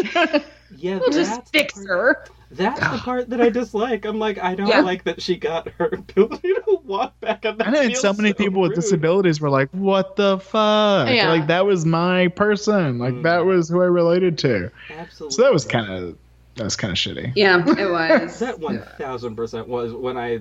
Yeah. Oh, that is. No. Yeah, that is one of those things that does just really upset me. Yeah. I'm actually looking at my little Robin figurine who's right next to who's overseeing this entire endeavor. I have a Jim Gordon that sits on my desk. Probably more effective. Oh, man. Oh, my God. Burt Ward was my first crush when I was growing up. So. Oh, that's precious. Is that sweet? Sure. Sure. Precious. I guess better than best. Yeah, I was like 6. Okay, fair. Given the time. Yeah, that makes sense. Oh, my God. So other than Batman, if you had to pick a favorite superhero, who would it be? Or suppose outside of the Bat family, I guess I should.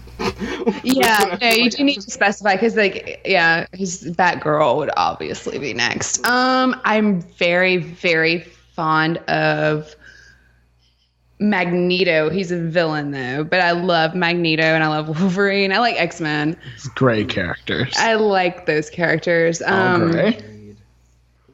Trying to think, who else did I read a lot of when I was reading every week? I don't know. We read a lot of Image. Yeah. Comics are awesome, and I love Yeah, I would probably X-Men, but I really do enjoy Wolverine, and I love Magneto stories. Oh, absolutely. Magneto is awesome. I have a person who was my intern over the summer who one of the things that they just kept saying, because I think they were watching like every movie that had, like every X-Men movie, and I just kept saying randomly whenever we'd start like a shift, you know, Magneto was right, and they would just have a full conversation. Well, yeah, and it was just a fun little conversation, just the whole time, which I enjoyed. I also really like Hawkeye. Ooh, like the new Hawkeye, Yeah. like with Matt Fraction writing it. Yeah. It's really good. So Hawkeye and X-Men, but those two in particular. Oh, and Gambit. Anything with Gambit in it, I'm a fan. Let's see. Brian Michael Bendis' run on Daredevil is amazing. Really, You've always liked Daredevil. That's a really good run there. It's Yeah. really good. And you like Green Swamp Arrow. Thing's great. Yeah. I like Green Arrow is sometimes good. Depends who's that, writing. That seems like a difficult one to do. I enjoy the Green Arrow. I just also the Green Arrow is why I have an archery set up behind my house. Yeah, but I also can understand that one being a difficult one here and there. It's so funny because like you can tell like I feel like you can tell by the totems of people in comics, like their character, like so much about their personality. Like I have a friend who loves Green Lantern, and I'm like, yeah, that makes sense. You know, like when you Dwayne. Yeah, you see that, yeah. And then I have a friend who's like super into Red Hood. Ooh, and Joe Mulvey. And like, but it's like if you can get that, like, who's your guy? You're like, oh yeah. And you're a psychopathic billionaire that dresses up like a bat. I really prefer Jim Gordon, but nobody ever lets me say that. He turns into Batman for a minute. I didn't read that run on purpose. For exactly a minute. Yeah, no, that makes sense. Oh god. Oh dear. I do have a part in the lesson in one of the lessons that I do, wherein I sort of have to talk about gendered messages in media, and one of the easiest ways to do that and to sort of encourage critical thinking is to tear apart things that I love. Yeah, I'm familiar with that. I did that for a living. Yeah. So Batman being one of them, I sort of had to give a realistic sort of breakdown of the fact that, like, that's not an effective way to deal with mental health problems. Yeah. It's not good. It's not good. Martha. No, but I also did not see Batman Superman on purpose because I'm like, they're gonna It's so poop on bad. it. Yeah, the only thing that made that movie really worth it was the scene where Wonder Woman appeared, which honestly... Yeah, Wonder Woman is great. The movie Wonder Woman was great. I did see Wonder Woman. Liked it. Oh, I was okay with it. All of it. Chris Pine was adorable. It was super good. Loved the period costuming. All that was nice. I like the costume a lot for the new Wonder Woman. Yeah, I agree. The score just makes it. Yeah. The score is amazing. That little tag she has. The wow wow Thank thing. you for that. You're That's welcome. nice. You're welcome. It's just like that's killer. So So badass. who is your superhero? Mine... Well, okay, outside of the Bat family... Oh, shit. I know, it's to me, so Like, outside of the Bat family, I'd have to say... Motherfucker, why is this so difficult? It's difficult in a way that doesn't make sense for me as to why it's difficult. I guess I could go with Black Panther as I'm looking at his helmet right now. But I've wanted to read the Ta-Nehisi Coates run on Black Panther. I haven't been reading a lot of comics lately, but I'm like, I feel like a spiritual obligation to check that out. I cannot wait for the movie. Yeah. Oh yeah. Oh, I'm so excited for the movie. I have book 1 from Ta-Nehisi Coates' run, but that's all that I have of it because I don't really have a whole lot of time. I also don't have a lot of time to read things. That's our problem. Yeah. It's like I should be researching whenever I'm not. Yeah. Yeah, and it's yeah. So I guess have to say that, though Green Arrow being one of those, but part of my problem now is that like I watch all of the shows, so it's one of those, the show version I really enjoy. Mm-hmm. Given that like that's a fairly consistent one that I can see fairly often. But then some of the runs of it in the comics, I'm like, not so much. But the TV show versions I enjoy thoroughly. I guess Jacob watches all the superhero shows while he folds clothes. I think that's why he volunteers to fold clothes, so he can catch up on all that. Fair. Maybe. Maybe. You know, fair trade. I like that. I like that a lot. Oh man, I'm so excited for I guess the rest of them to come back, because I guess Gotham is already back on, but I wasn't paying attention. I've Do you fallen watch off that. Gotham? Yeah. Do you keep up with? I reviewed it when it first came out I tried. for my site, and it was like I got to a point where I was like, I have to stop, or I'm going to be ugly. Like you need to. Yeah, with good reason. It's not it's an interesting-ish way of telling the story, but Yeah. I don't know how much I jive with it. But I guess if I'm looking at it maybe as like an Elseworlds version of the story, then I can like it a little bit more. Because I won't be looking at it like, but why would you do that? That doesn't make any sense. Yeah. That's what drives me crazy. Yeah, I also I normally hate it when people do that too, because I'm like, just let somebody tell a story, even if it's different. Go ahead. But then I'm like, but also But Batman. Yeah, but also this is Batman, and the way his story goes is very specific. So yeah. Also the fact that on the show now he's apparently put on. Yeah, I read that the other day. That's why I haven't watched it yet this year. I'm like, nope, I'm gonna spare myself that. I don't need to see it, because also the costume's not good. Well, also it wouldn't be. Yeah. 12. Yeah. I don't know really how good this costume's gonna be at 12. Ugh, 12-year-old Batman. Ugh. Well, I guess What is the world 12. coming to? I guess he's not actually 12. That's the Looks problem. it, but I don't know. Yeah. I will Good say God. one thing I enjoy that they did was how they've handled Selena Kyle as a character. I kind of enjoy her a bit. She's a cute, she was cute from the beginning. I liked her. I liked the dynamic between him and his partner a lot. Yeah. Between Gordon and his partner, his name is escaping me. Bullock. I was like, it's Harvey, but what is this? But beyond that, yeah. Harvey Bullock, yes, yes, indeed. I liked them together. And I liked the look of the show. But yeah, I kind of wish Fish Mooney was a real character. Oh my God, she was the best part of the show, without a doubt. But then I think about how people would draw her, and I'm like, maybe it's okay. Thank you for reminding me of that, because, right, never mind. She can stay on TV. It's okay.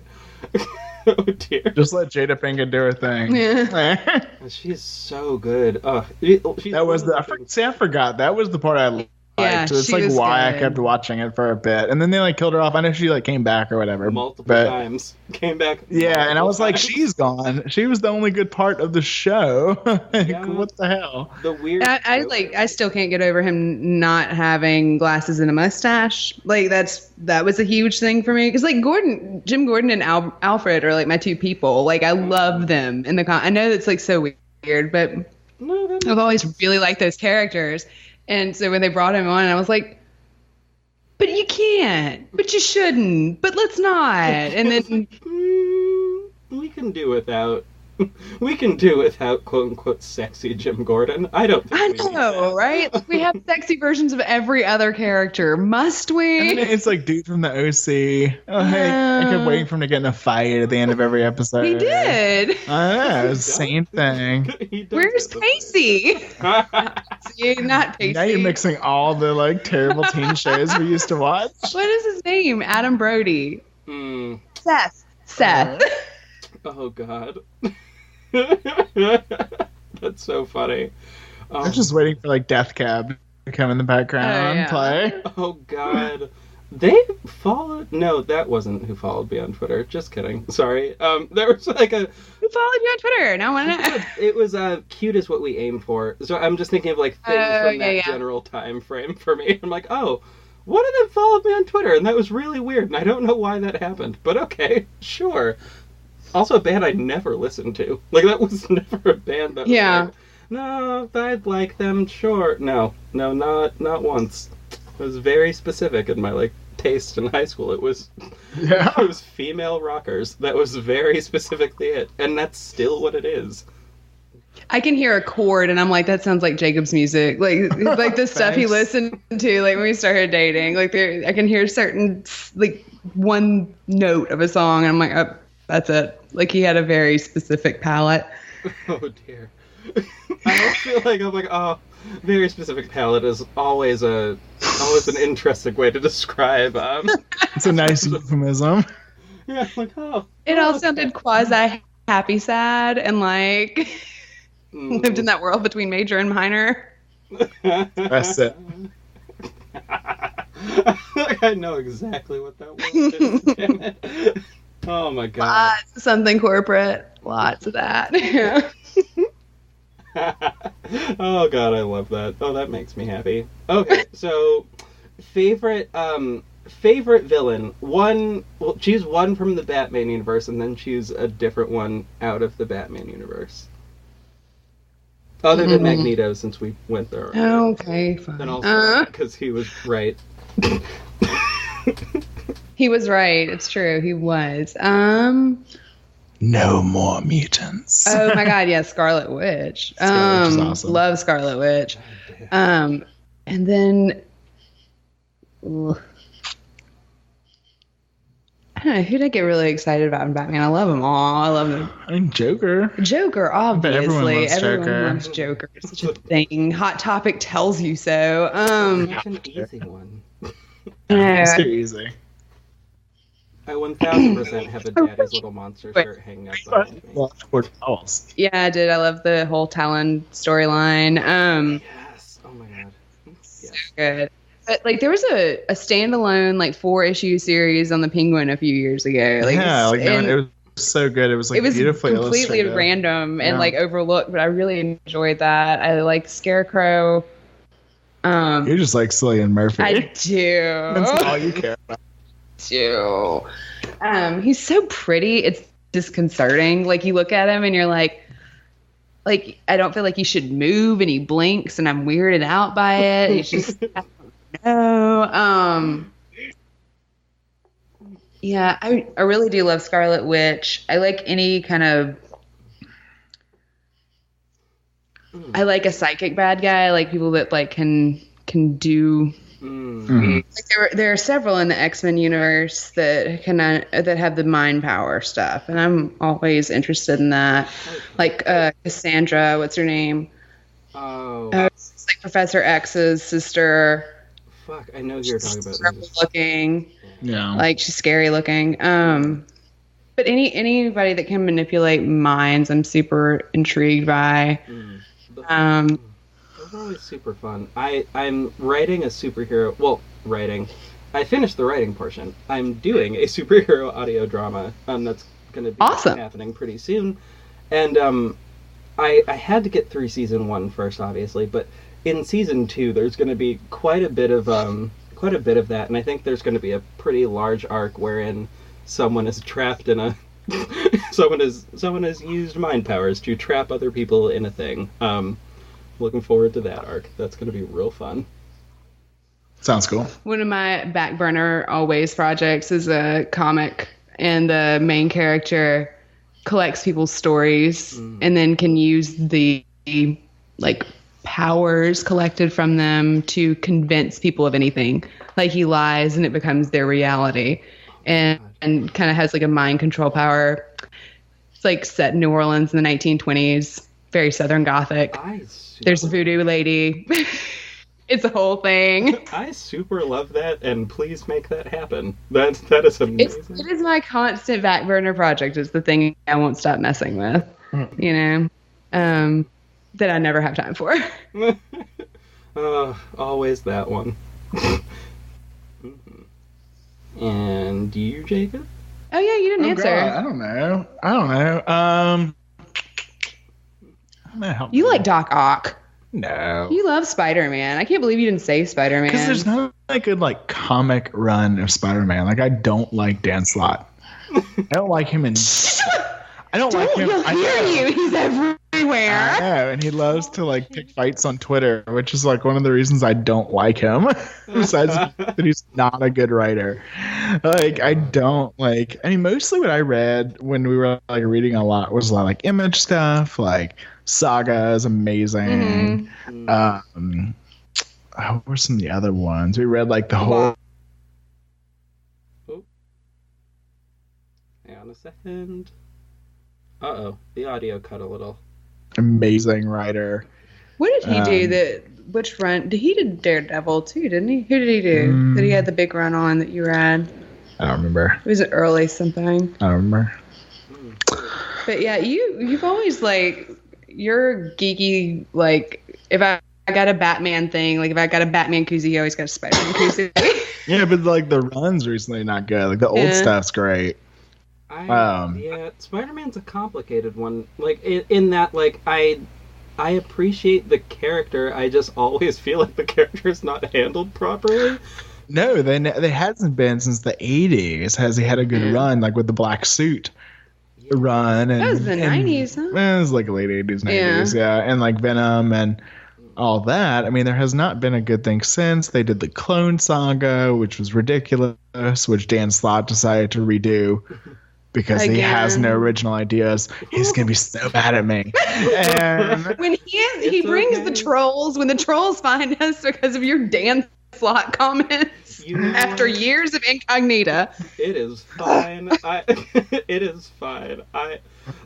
Honestly, you mentioned that he picks fights with people on Twitter, and I will honestly say that is the only thing that will make me stop listening to someone's show. Like that is the only thing that's the only thing at this point that honestly has like made me stop. Is that and racism. Just blatant. But I mean that was a given. But yeah, oh dear. Yeah, I like. What do you mean for us? We just bite our tongue. We just don't respond.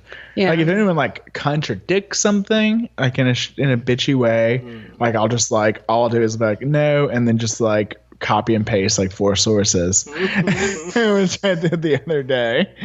That is the shittiest response, and I love it. So like one time someone someone wrote in once and like, hey, you kind of like misrepresented this person a little bit, and like I looked into it and he was right, and I wrote back and I was like, hey, you're right. We misread that. It was kind of presented in that way in the book we read. I was like, I'm going to put a little note, I was like, thank you for not being an asshole when you wrote to us. And he was like, yeah, so I was trying not to be. Yeah, there's just a very limited space for any kind of intelligent debate. It's like everyone starts from a premise of like, this will be a fight.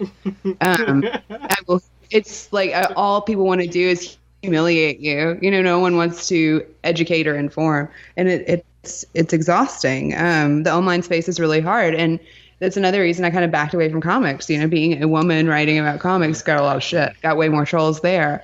And well, that was the Gamergate time too. Yeah, it was nasty. It didn't feel good to be there anymore. I felt very much like I was not wanted. So I was like, I have other things I can do. I can literally tell you that is the exact same reason I quit being a merman. Like literally those exact words. Like that was exactly what I said in my like retirement letter. That's the best sentence ever. I know. I love it. It should be on a t-shirt. By the way, that is why I quit being a merman. God, that was such a weird time. I mean, where were you a merman? I was a merman. I was professionally a merman from 2012 until just this past summer. But as like a hobby since 2004. Until just this past summer. Oh, there you go. All right, wait, you're back. We hear you. Oh, yeah, sorry. So, oh dear. So as a hobby from 2004 to just this past year, as a professional from 2012 to just this past year. Well, really 2009 until this past year. That's awesome. I want to be a merman. It was a fun thing. It reached a point where it did get, like, community-wise, it got really, really nasty, and I just couldn't stay with it. How in the world can it be that way and stuff is, like, pure and fun as comics and mermaning? Like, how have we devolved to this point? Because humans are awful 90% of the time. This is kind of agoraphobic. This is why I don't leave my house 90% of the time. This is why I stay in here and talk to people on the internet. But through the internet, and only once I've verified that they're good people. Yeah, it's like after 200 episodes, I think, or 200 hours, I think they're not shitty. I'm willing to try. Yeah, you see, it's very, very easy. Oh yeah. Also, I forgot to mention this earlier on, but the episode that's going to be coming out before yours, there's a moment in which I mentioned you guys actually during that episode, because it was a folklore. It was actually, what is the? God damn it! Now I feel so bad because I just forgot the name of the show. Oh no! Whoopsies. It was like real. We were talking about. Oh, what is that thing where you wake up but you can't move? Sleep paralysis. Thank you. Yeah, old hag. God damn it! Well, I just couldn't at all remember something. Like, it was the most terrifying experience. But I think it really is. Yeah, I don't remember. You guys covered that, didn't you? Yeah, but it's like way back. Yeah, it's like episode 26, I think. I just looked at those. Yeah, that was one of the first ones that I covered. Well, that actually... Okay, so the show that I was talking about was Mythos. That's the name of the show. Mythos. Okay. Great show. But... Yes, yeah, they are. We were talking about that, and I was trying to remember who I was crediting with, because I had my first bout of sleep paralysis this year. And it was really horrifying, but the thing that made it slightly less horrifying was I sort of knew what was happening. There you go. So, we just demystify everything. Oh, thank God. We're no fun. I know what this is. This is really shitty, but I know what this is. It's just a beautiful, beautiful moment. It was very helpful. Like, in all honesty, it was a helpful moment. This is why the magic of podcasts. Like, seriously, they can change your life. Change your life. I hope we've never done that to people where they're like, that guy's not going to kill me. And then, I hope I've never been that voice in someone's head. Well, I mean, it was helpful in that moment when I was like, oh, so I realize now that I can't move any part of my body, and I think I see a demon in the corner of my room? Cool. I'm pretty sure that's this thing. It was that kind of moment. So I panicked a little less because of that, which was helpful. Because if had I panicked more, I don't know. I don't know what could have happened. It could have gotten bad. But I've had some weird sleep paralysis episodes. Does it ever happen to you?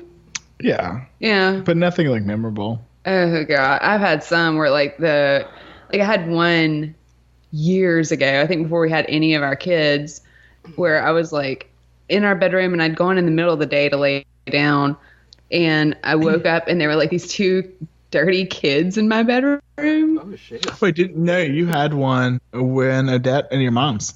I had one recently, yeah, and it was the worst thing ever because I was laying on my stomach. Oh, Wait, tell me no. about the mom's.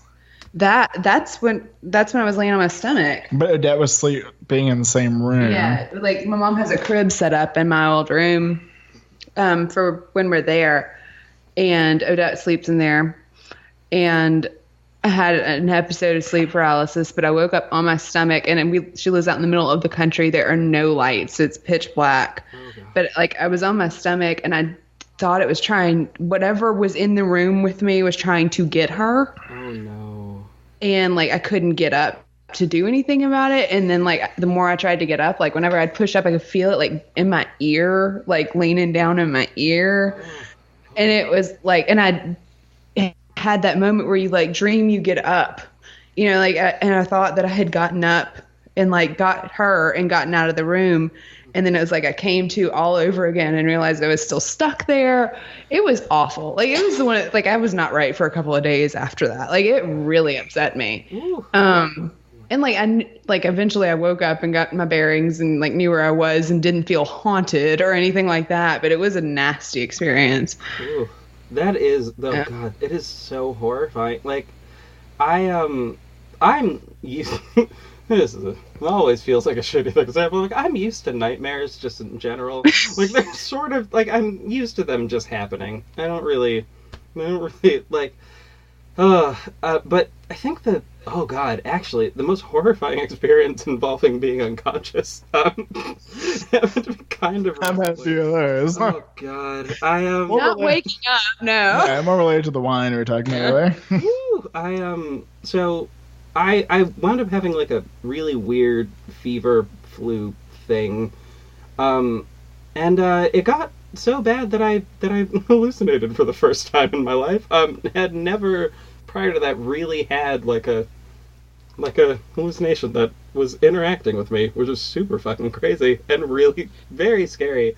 But what was really weird about it was what the hallucination was specifically, which was a British improv troupe. Oh my God. That's the worst. Who cares Were they about good? demons? At least? Well, Much that's the worse thing. than demons. I was in the scene with them, but I didn't know what the rules were. I didn't know what game they were playing. And it was just very obscure, and they just kept looking at me like I was supposed to say something. Were you like, should I fake an accent? Like, I don't know what to do. Just keep yes-anding. That was what ended it. What ended it was me saying something about, like, a badger and, like, but not in an English accent, in an Irish one. Because I don't know, like, I don't know. It just made sense to my weak, feeble brain at that moment. But, oh God, that was utterly horrifying.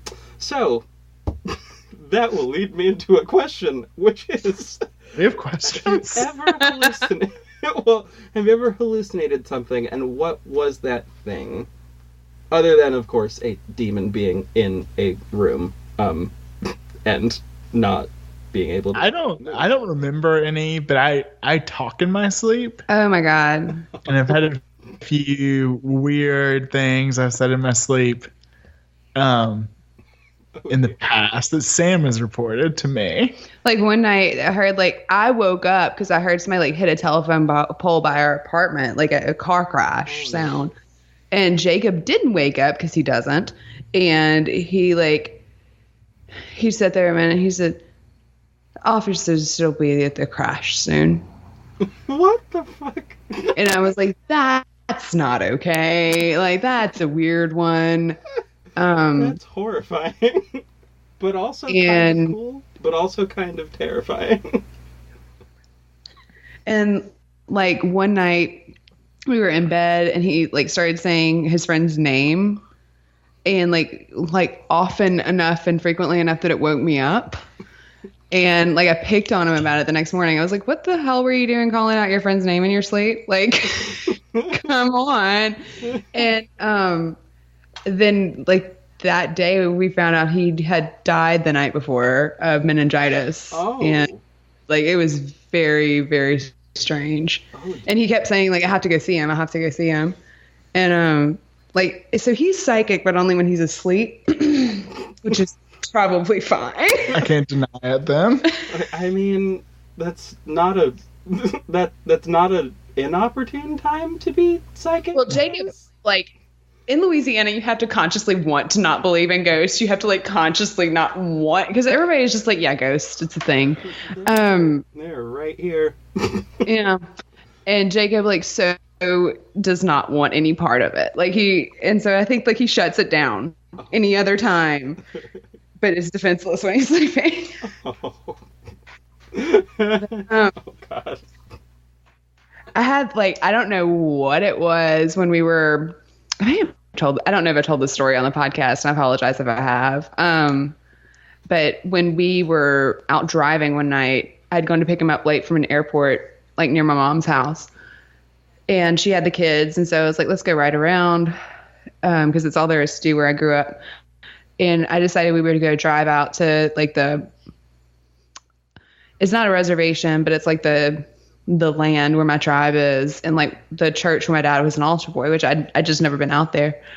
And it was 1 a.m. It was 1 a.m, and I was just taking back roads. We were listening to music and hanging out, and we pulled up in the lot of St. Anne. This is just a little white wooden Catholic church in the middle of the woods, middle of nowhere, and it was right across from the Caddo Center.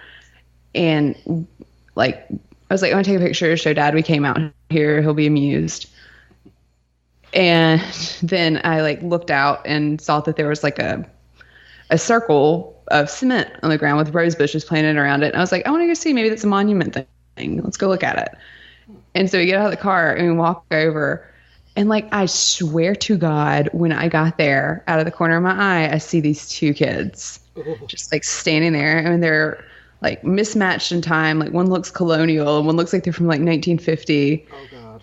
And it's a little girl who's 8 and a little boy who's 4.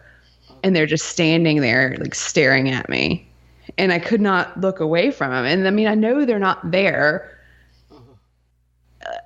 but I feel like they're there. And then I hear in my head, children are meant to be seen and not heard.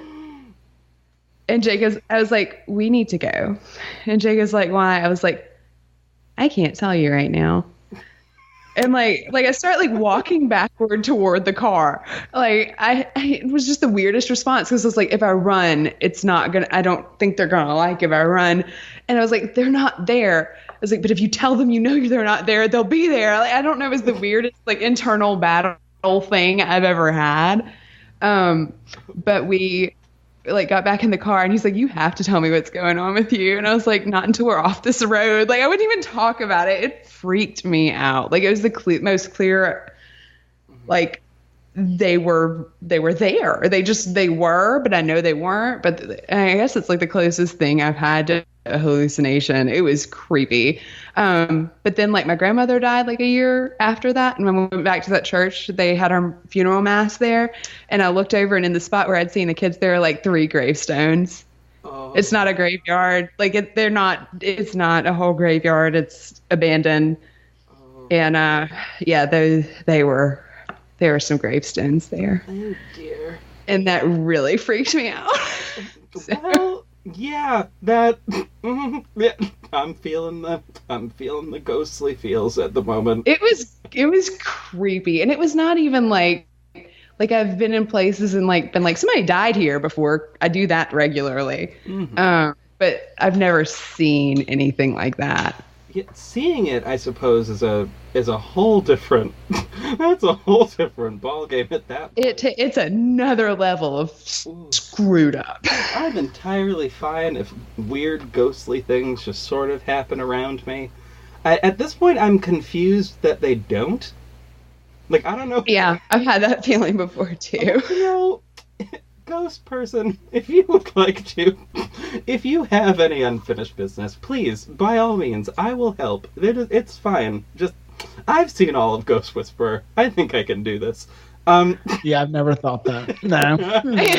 You can stay away. Well, like, I used to, like, when I was researching for that comic, I was talking about the female character I wanted to write as a tarot reader, so I decided to learn to read tarot because I research everything very fully. And so I used to bring my cards to the coffee shop, and I started doing readings for people, like, to practice and not read for myself 500 times and to kind of just learn more about it. And the more I would do that, the more I'd be like, do you have a friend that died? That was really, yeah, that was weird. I started like getting like very Ghost Whisperer in the. Tell them about the box, the code. Oh, I got a password. For like someone's dad died and their Facebook account was still active and they wanted it closed, and I gave them the password to close their Facebook account. What the? Wow. But also it was like letters and numbers. Yeah, like where they went on their honeymoon or something. It was the church they got married in, and like the year the daughter was born, and something. I don't know, in their old street address. That's like, I have to say that is the most practical, like, It was incredibly practical. And then there was like another thing. I was like, there's like and I kept describing it. I was like, there's this box and it's long and it's skinny. And the only thing I've ever seen like it is like what band people carry, like a flute in. It's like, it's tiny and it's like in this room and you need to go get it. And he wants you to have it and you need it. And I like talked about it. She's like, is it his pool cue? And I was like, yeah, it's that. You know, like, it was, wow. That was the same dude. Like, he was very much like, he, like, everything about him just, like, wanted to talk about his, like, he had some serious, like, to-do list. That's the most anybody's ever been like, you must do this and this and this and this. Wow. But he had a laundry list, that one. But yeah. So the Ghost Whisperer thing, I am the most skeptical Ghost Whisperer in the history of Ghost Whisperers. I, at this point, am only skeptical because, like, I mean, if they haven't come to say anything by now, I'm assuming they just aren't going to. But, I mean, maybe they will. Shit. And when you they may do, just be I'll very be ready. protected, too. No, that's a good point. And you don't know who around you is very protective of you. Yeah. Oh, god damn it. I don't know why I'm like sad. That sounded like I was upset, but like, oh, it's more of a damn it. I wish I knew who the hell that was, either to tell them thank you or not. I don't know. I want to talk to the ghosts. Let me talk to the ghosts. Not every ghost is interesting, by the way. Some of them have laundry lists. Yeah, that seemed. Oh god, that's the. You'd get that one. That's the ghost that would come talk to you. I feel like I'd be like, okay, cool. You get 3 items. I will do 3 items, and then you will have to find a different one. I'll point you in their direction, but you get 3. You get 3 like a goddamn genie. That's what I was thinking. Jesus. Oh god. Oh man. Okay, so I have 3 more questions, and these are the standard 3 that I ask everybody. And one of them, you know what? I will go in order with them instead of going out of order, which is what I thought I was going to do. I'll go in order with them. So the first one is, what is a food dish that reminds you of home? You go first.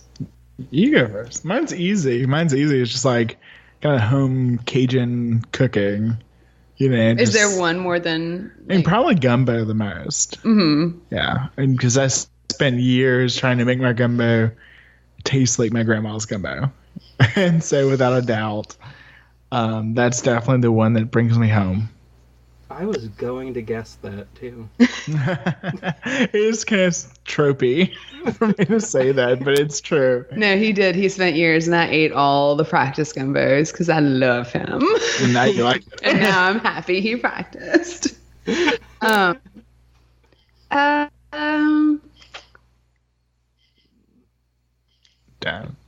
And my dad grills, so probably ribs. Probably that is the thing that most reminds me of going home because he only cooks them for me.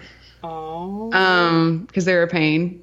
But whenever I come home, he always, on the night that I'm there by myself before like my whole family comes out to have dinner the next day, he will do ribs for me. So it's probably the thing that most reminds me of home. Oh, that's precious, and I love it so much. Oh God. Oh, I haven't had ribs in so long. I mean, for obvious reasons, considering it is like a pain in the ass to make. Oh yeah. And I don't really know who I would ask to do that. I could also, in theory, just do it myself, but also I don't want to. Like, I don't trust myself with stuff like that. Like, I don't want to fry my chicken or like cook my own ribs. Like, there are certain things where I'm like, oh no, that takes years to learn, and I don't want to start. You know, like, I don't want to go to square one. That, you know what, that makes a lot of sense, because there's a solid reason I won't fry chicken that often. And it's because I've been embarrassed a few too many times thinking I did it correctly. But anyway. And then you cut into it and it's like, just kidding, I'm alive. Like, no. Like, or it was basically one of those, I forgot an ingredient. Yeah, I've done that. There's one simple ingredient during the breading process, of course, and fuck, this will ruin everything. And then, my favorite is when you've like done everything and it looks so great, and you put it in the pan and it's browning up, and you flip it and then everything comes off. Like it's just like naked chicken. You're like, oh, how dare you? I had that moment so many times.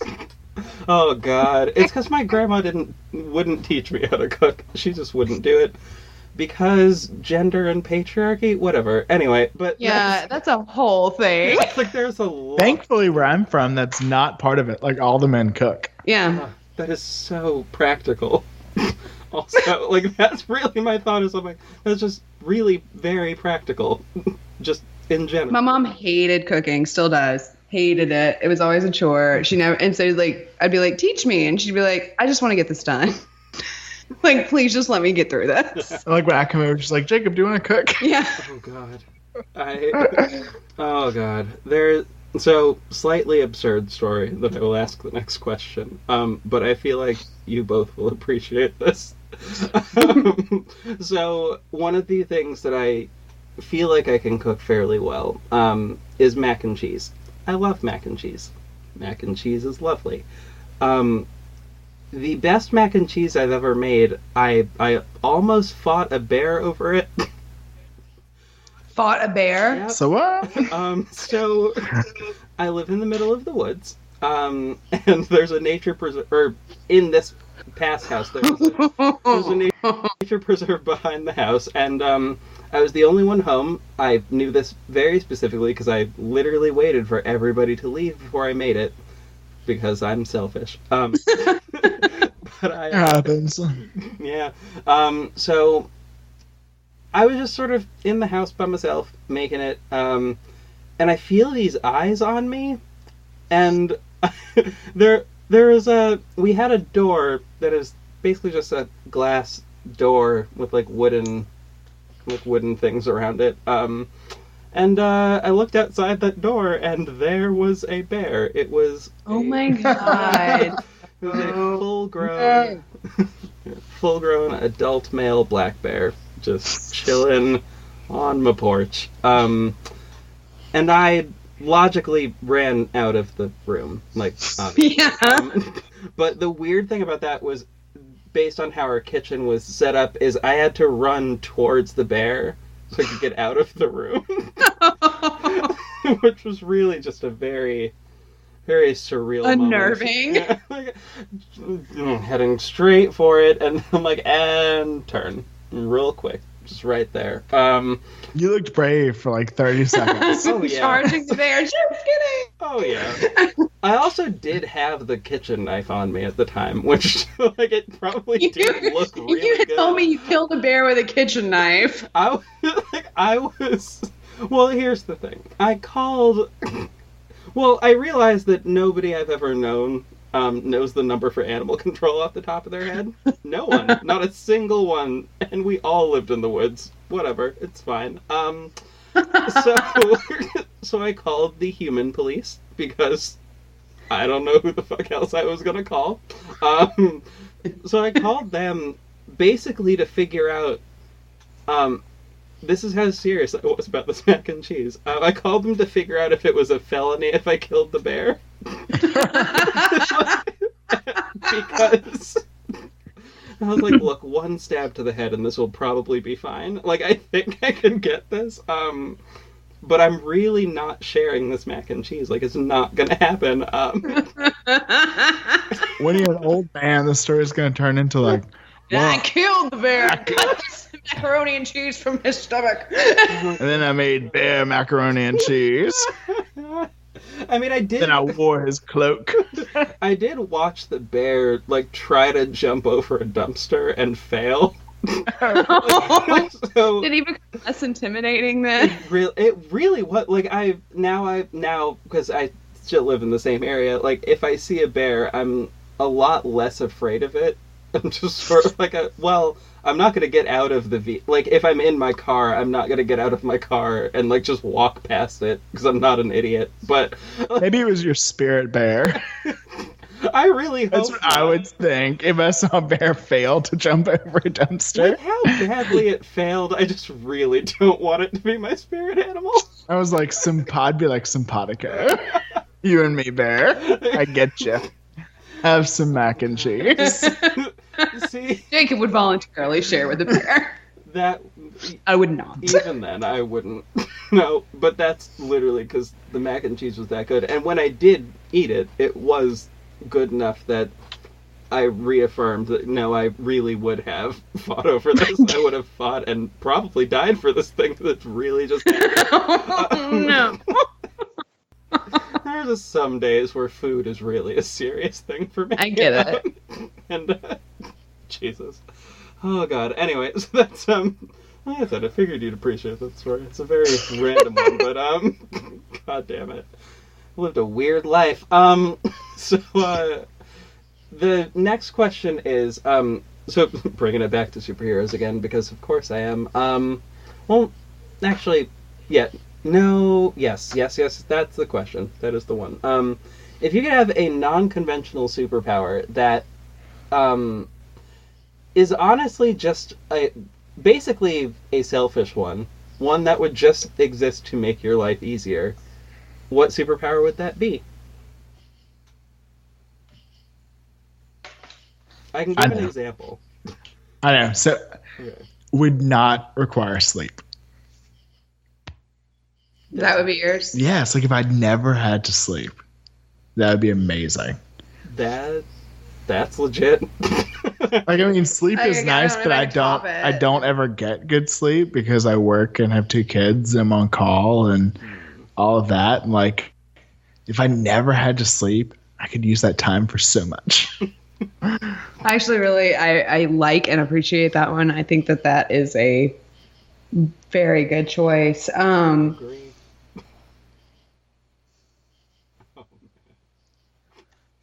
I would like to be able to stop time and keep going, but like to leave my kids at home and run to the grocery store.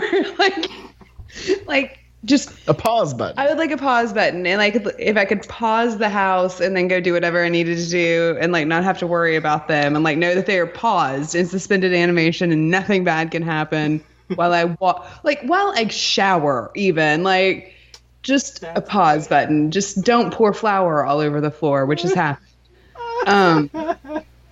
Whatever the case may be, but yeah, I think that I would like a pause button. And I do also really like your idea about not needing sleep. Yeah. I really like both of those, honestly. Like, that would... Oh, God. If I could just pause the world for the briefest of... Honestly, if I could use both of those at the same time, that would be real nice. Right? Or even, like, just pause so I can effectively sleep for a bit. Oh, that would work. Yeah, if you could like pause the kids and sleep for a few hours, yes. That'd work. Wake up, be all chipper, and no one really has a reason as to why.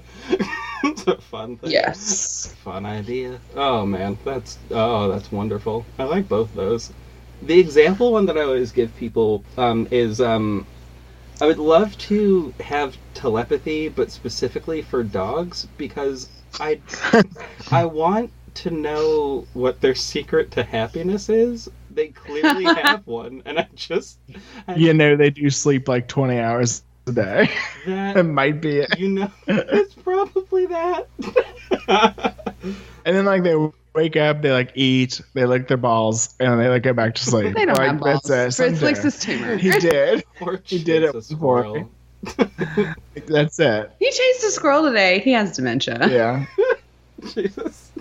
My dog can't go outside. We have like... Because you have bears. Well, there's the bears, but there's also the birds. Oh, yeah. The birds are I've seen those videos, too.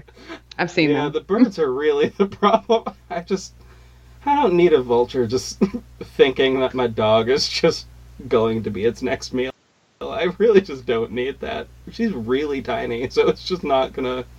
It was just not a good Our one. dog used to be super skinny until we had kids, and then when they got in the high chairs, they started knocking so much food down that now he's like completely circular. Like, he's huge. So fat. No danger from birds. Oh, no. Oh, wow. My dog is like half the size of my cat. It's so weird to look at. Though actually, you mentioned your cat,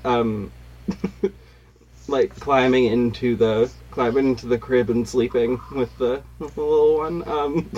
And my cat did that with my dog when she was a puppy. But we had her in a little crate, so she would sleep on top of the crate. Selena used to sit on the like couch or the chair or whatever and wait for Fritz to go by, and then jump on him and ride him. It was really funny. It was like cat rodeo. They're about the same size. God damn it. That's She'd sit there and wait and just pounce him, and it was good. That's so good. Oh my god. I also entirely agree that cats are very weird animals, just in general. Like, I feel like it's not a pet, it's a roommate. Like, it's such a different thing. It's very real. So, there was a... Okay, one more story, and then I'll ask you I just keep having these little things that just pop in my mind. I'm like, oh, no, they'll like this story. So, we like stories. Yeah. Me too, yay! So, my cat she's real old. Real old at this point. And she knows my work schedule, basically, and when I get home, she's, sitting next to her food bowl, as usual. And this one day, I'm getting back from, play practice, and, she's just... Then I walk into the kitchen, honestly, because I'm going to feed myself, because I know that she was fed earlier in the day, and she's fine. But she's just in there, near the food bowl, but, like, slightly further away from it than she normally is. And her ear is twitching. And I'm like, that's weird. It's very, very weird. This is not normal. I'm going to go check and see what's happening. And I take, like, one step, and she, like, swipes her hand under a little radiator that's like opposite of where her food bowl is, pulls out a mouse. It's just holding.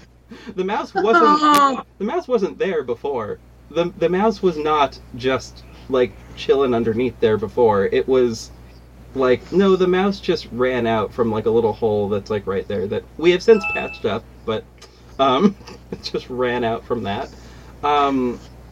We used to have oh, go ahead. Okay, she caught it. Just holding it, just sort of holding it there, not like pressing down on it, honestly, because I think she's too old to do that now. Just holding it there. And she, well, like, also, by the way, she's staring at me this entire time.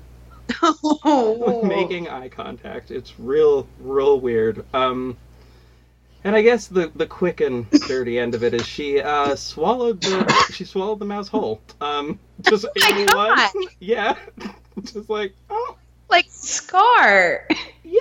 In the Lion King. Just ate the whole thing. No chewing. Just a full swallow. Just all it. Yeah. So yeah, cats freak me out. For, yeah, all the reasons. But we did give her a treat that day because that is her job. So she earned it. What were you gonna say? I was gonna say we used to have like a dog/cat door, and one day I woke up and yeah, Selena had brought a cardinal in the house, and the entire kitchen was covered in cardinal bits. Oh no! And feathers and everything, just everywhere, blood, etc. And she was so proud of herself. She did that twice.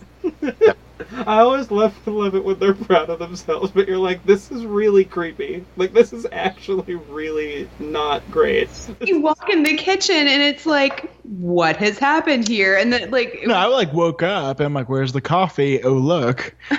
Look at this. and like, I'm sure your first thought was not like, clearly the cat has brought it in through the cat flap. You're like, this is a sign from God. Like, this can't be good. No, that's what you would think. I would think that.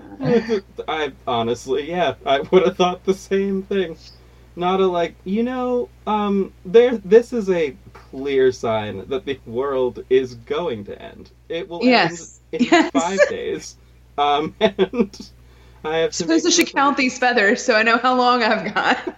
My God. Oh, it's so good. Okay, so the last question is if you could be any magical creature ever in any literature or any folklore of any kind, what would it be?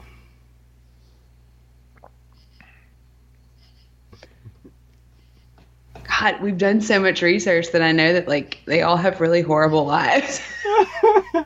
See, that's always that's why I was like, oh, I'm gonna save this one for last because this one is definitely a challenge. It's hard. Let's see. Oh, I have mine. Okay. Jackalope. That's what I was gonna say. You can't say it. I love that episode.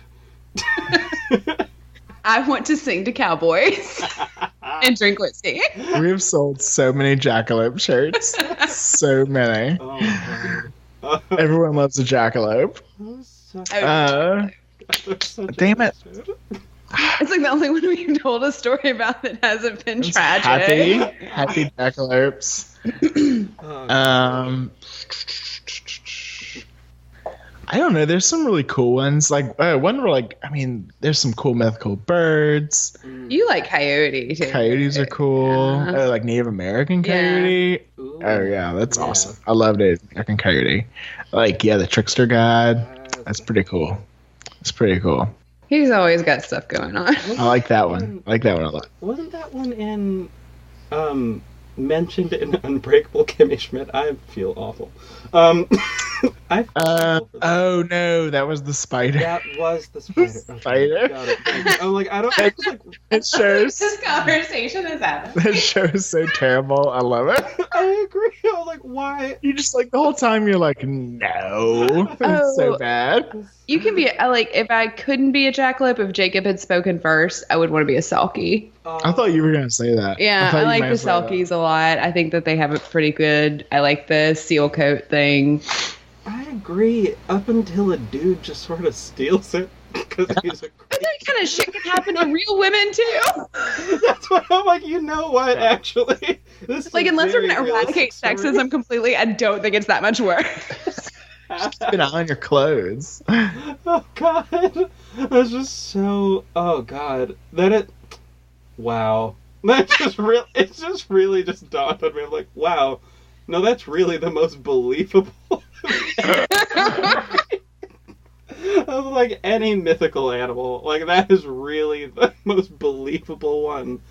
Oh God, all of those stories are so weird.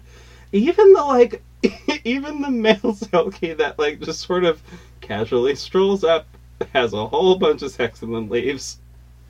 I know, and like, who kept telling it? Like, who was like, "This is a good story"? Like, All the guys. no, it's what's funny is there's like a whole when I was researching that episode, there is so much like bodice ripper, like romance novel, Sealskin like ripper. oh my God, this would be awesome if it existed. If there could really be a seal that could turn into a man and then go away till I cried in the sea. Like, who are you people? Like, stop it. Repressed people. Oh God. Every time I think of like a seal, I just think of how like large they are, and I'm like, does it translate?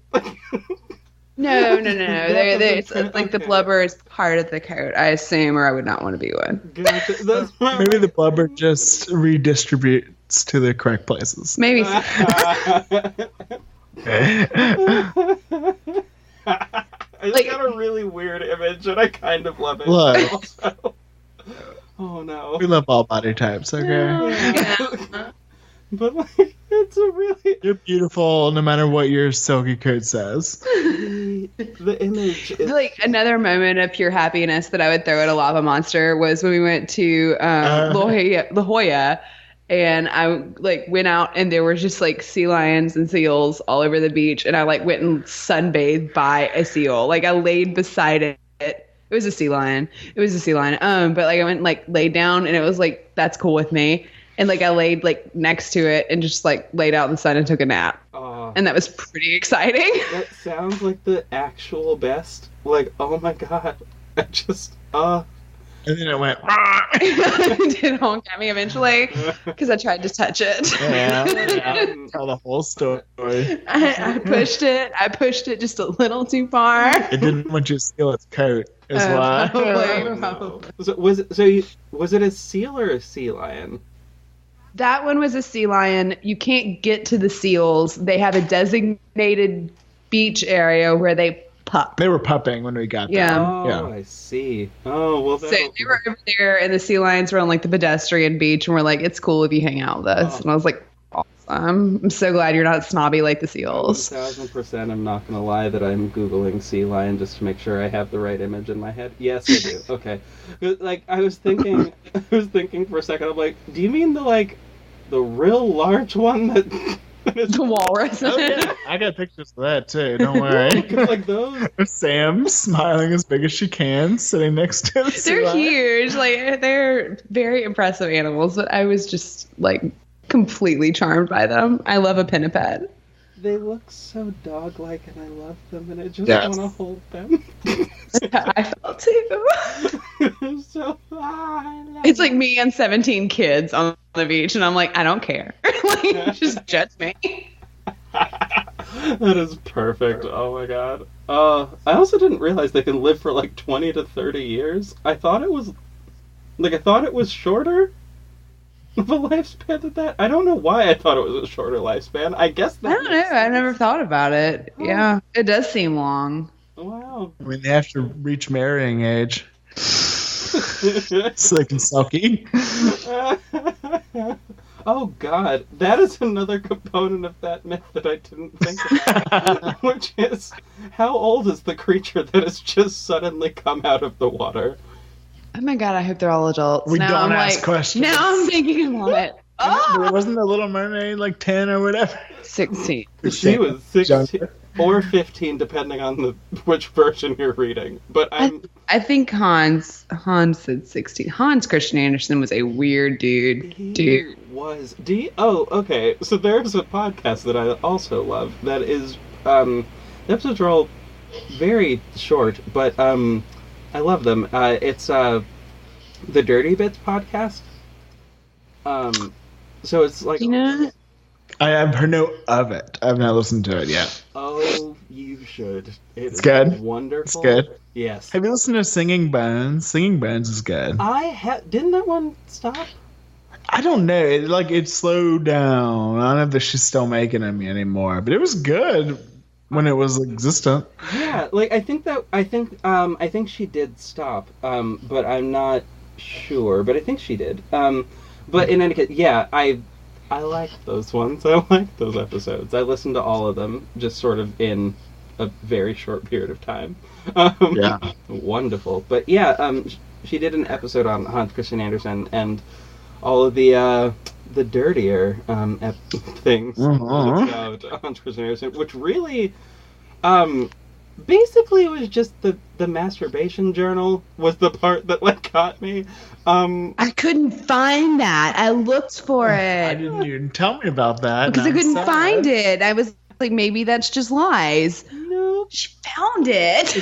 She did, apparently. So we found the scandalous letters. Yeah. Hans Christian Andersen had really interesting ideas about sexuality and that he thought it should not exist. Dear. That was very angry about it. That was depressing. His homosexuality. Poor guy. I just wish he lived in a different era because everyone would love him so much. I think he'd still be consider himself a starving artist. That Do you no think one he'd loved. still think that He'd be that guy.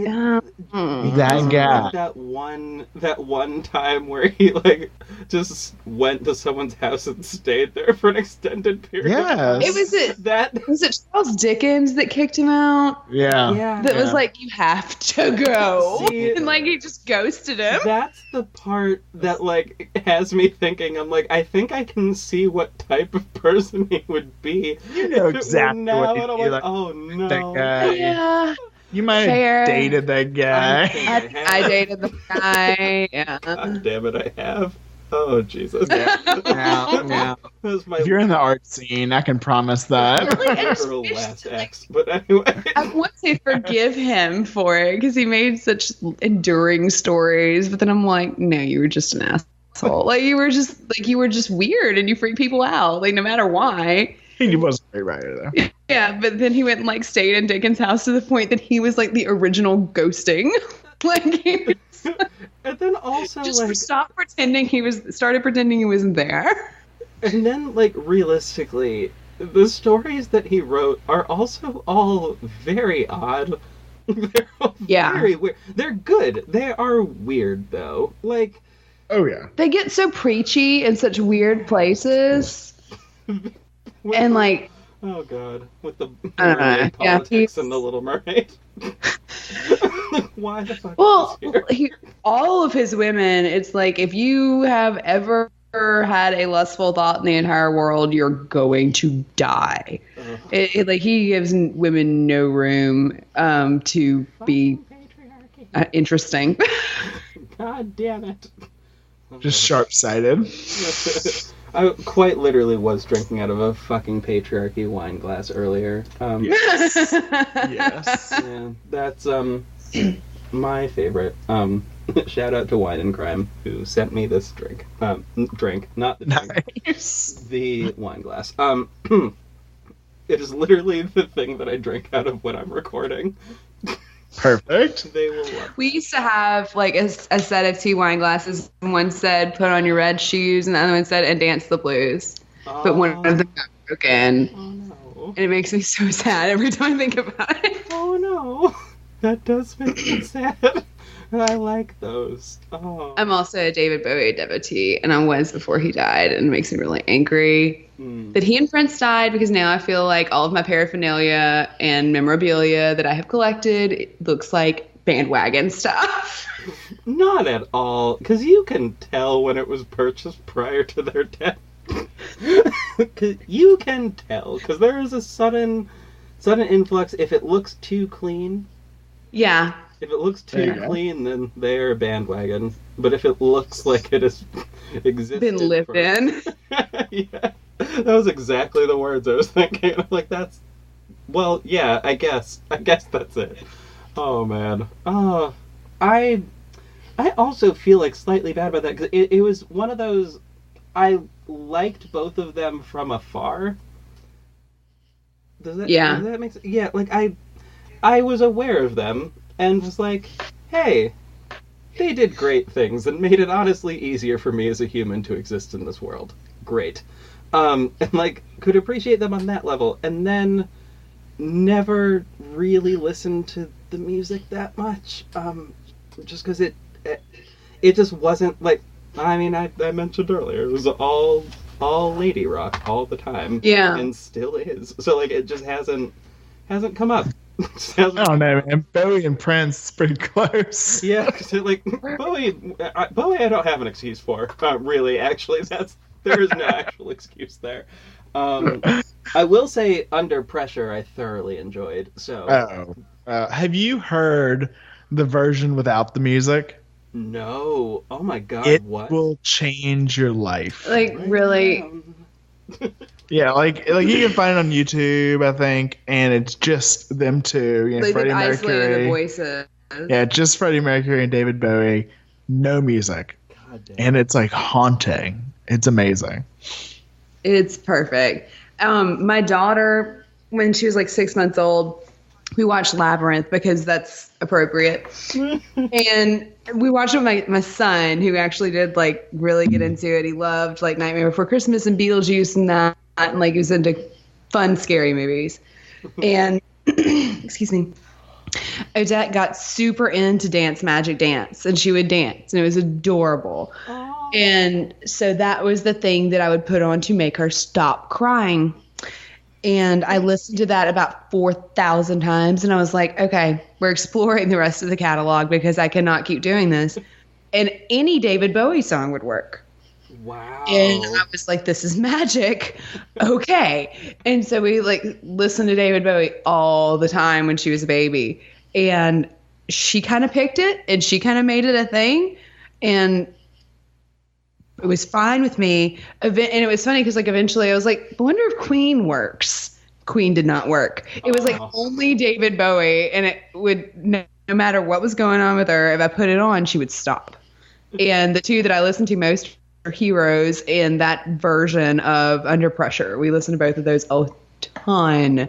And then she liked 90s David Bowie, which I don't like fully understand.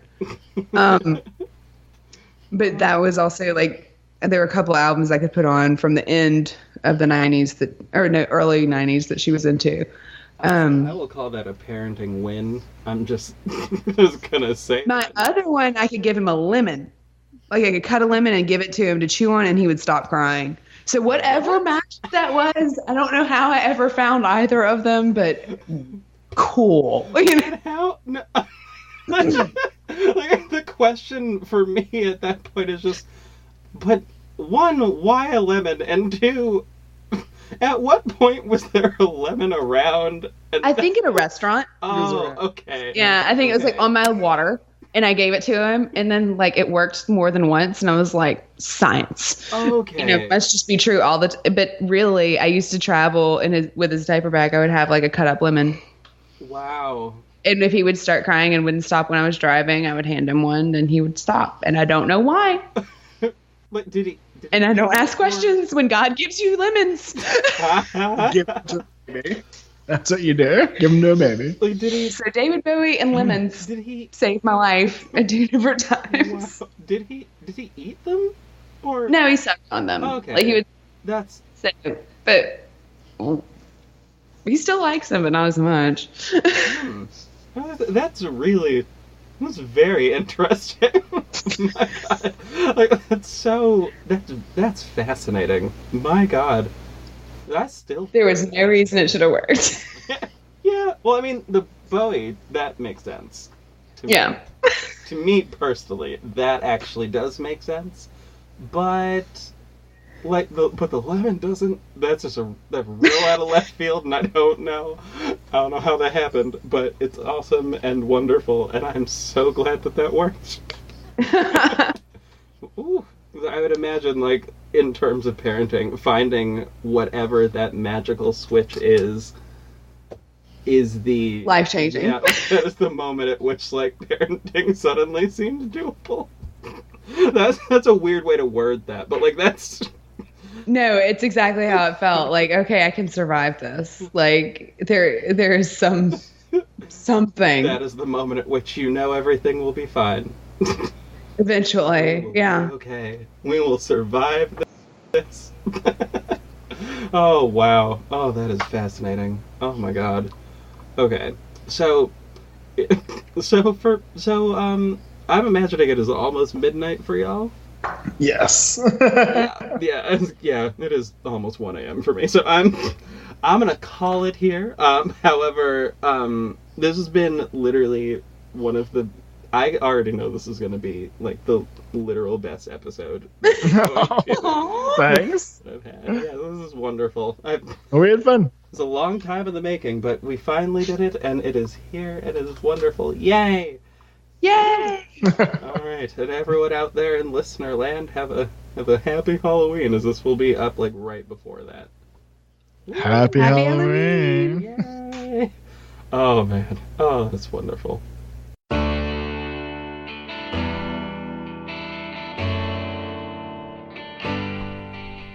Thank you so much for listening, Mixers and Hide and Seekers.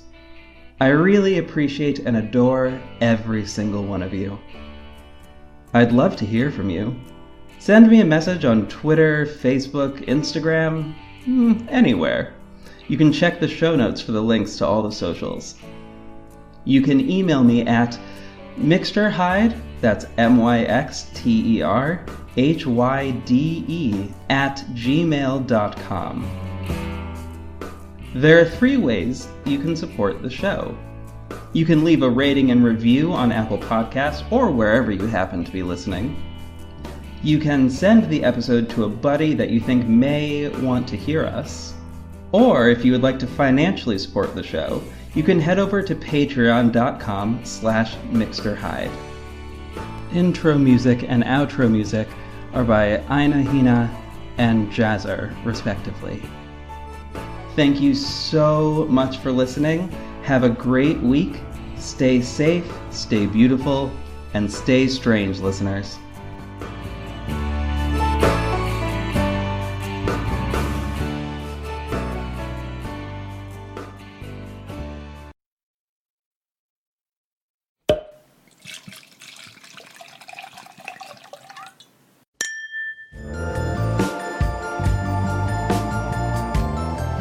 Hey true crime fans, have you listened to Wine and Crime yet? We're a true crime comedy podcast hosted by 3 childhood friends who chug wine, chat true crime, and unleash our worst Minnesotan accents. Each week, us gals pick a true crime topic and pair it with a delicious wine before delving into the background and psychology behind the crime. Then we share and speculate wildly about a couple of bonkers cases related to the topic. Past episodes include necrophilia, cults, crimes of passion, cruise ship disappearances, exorcisms gone wrong, all this over a bottle of wine, or, let's be real, 3.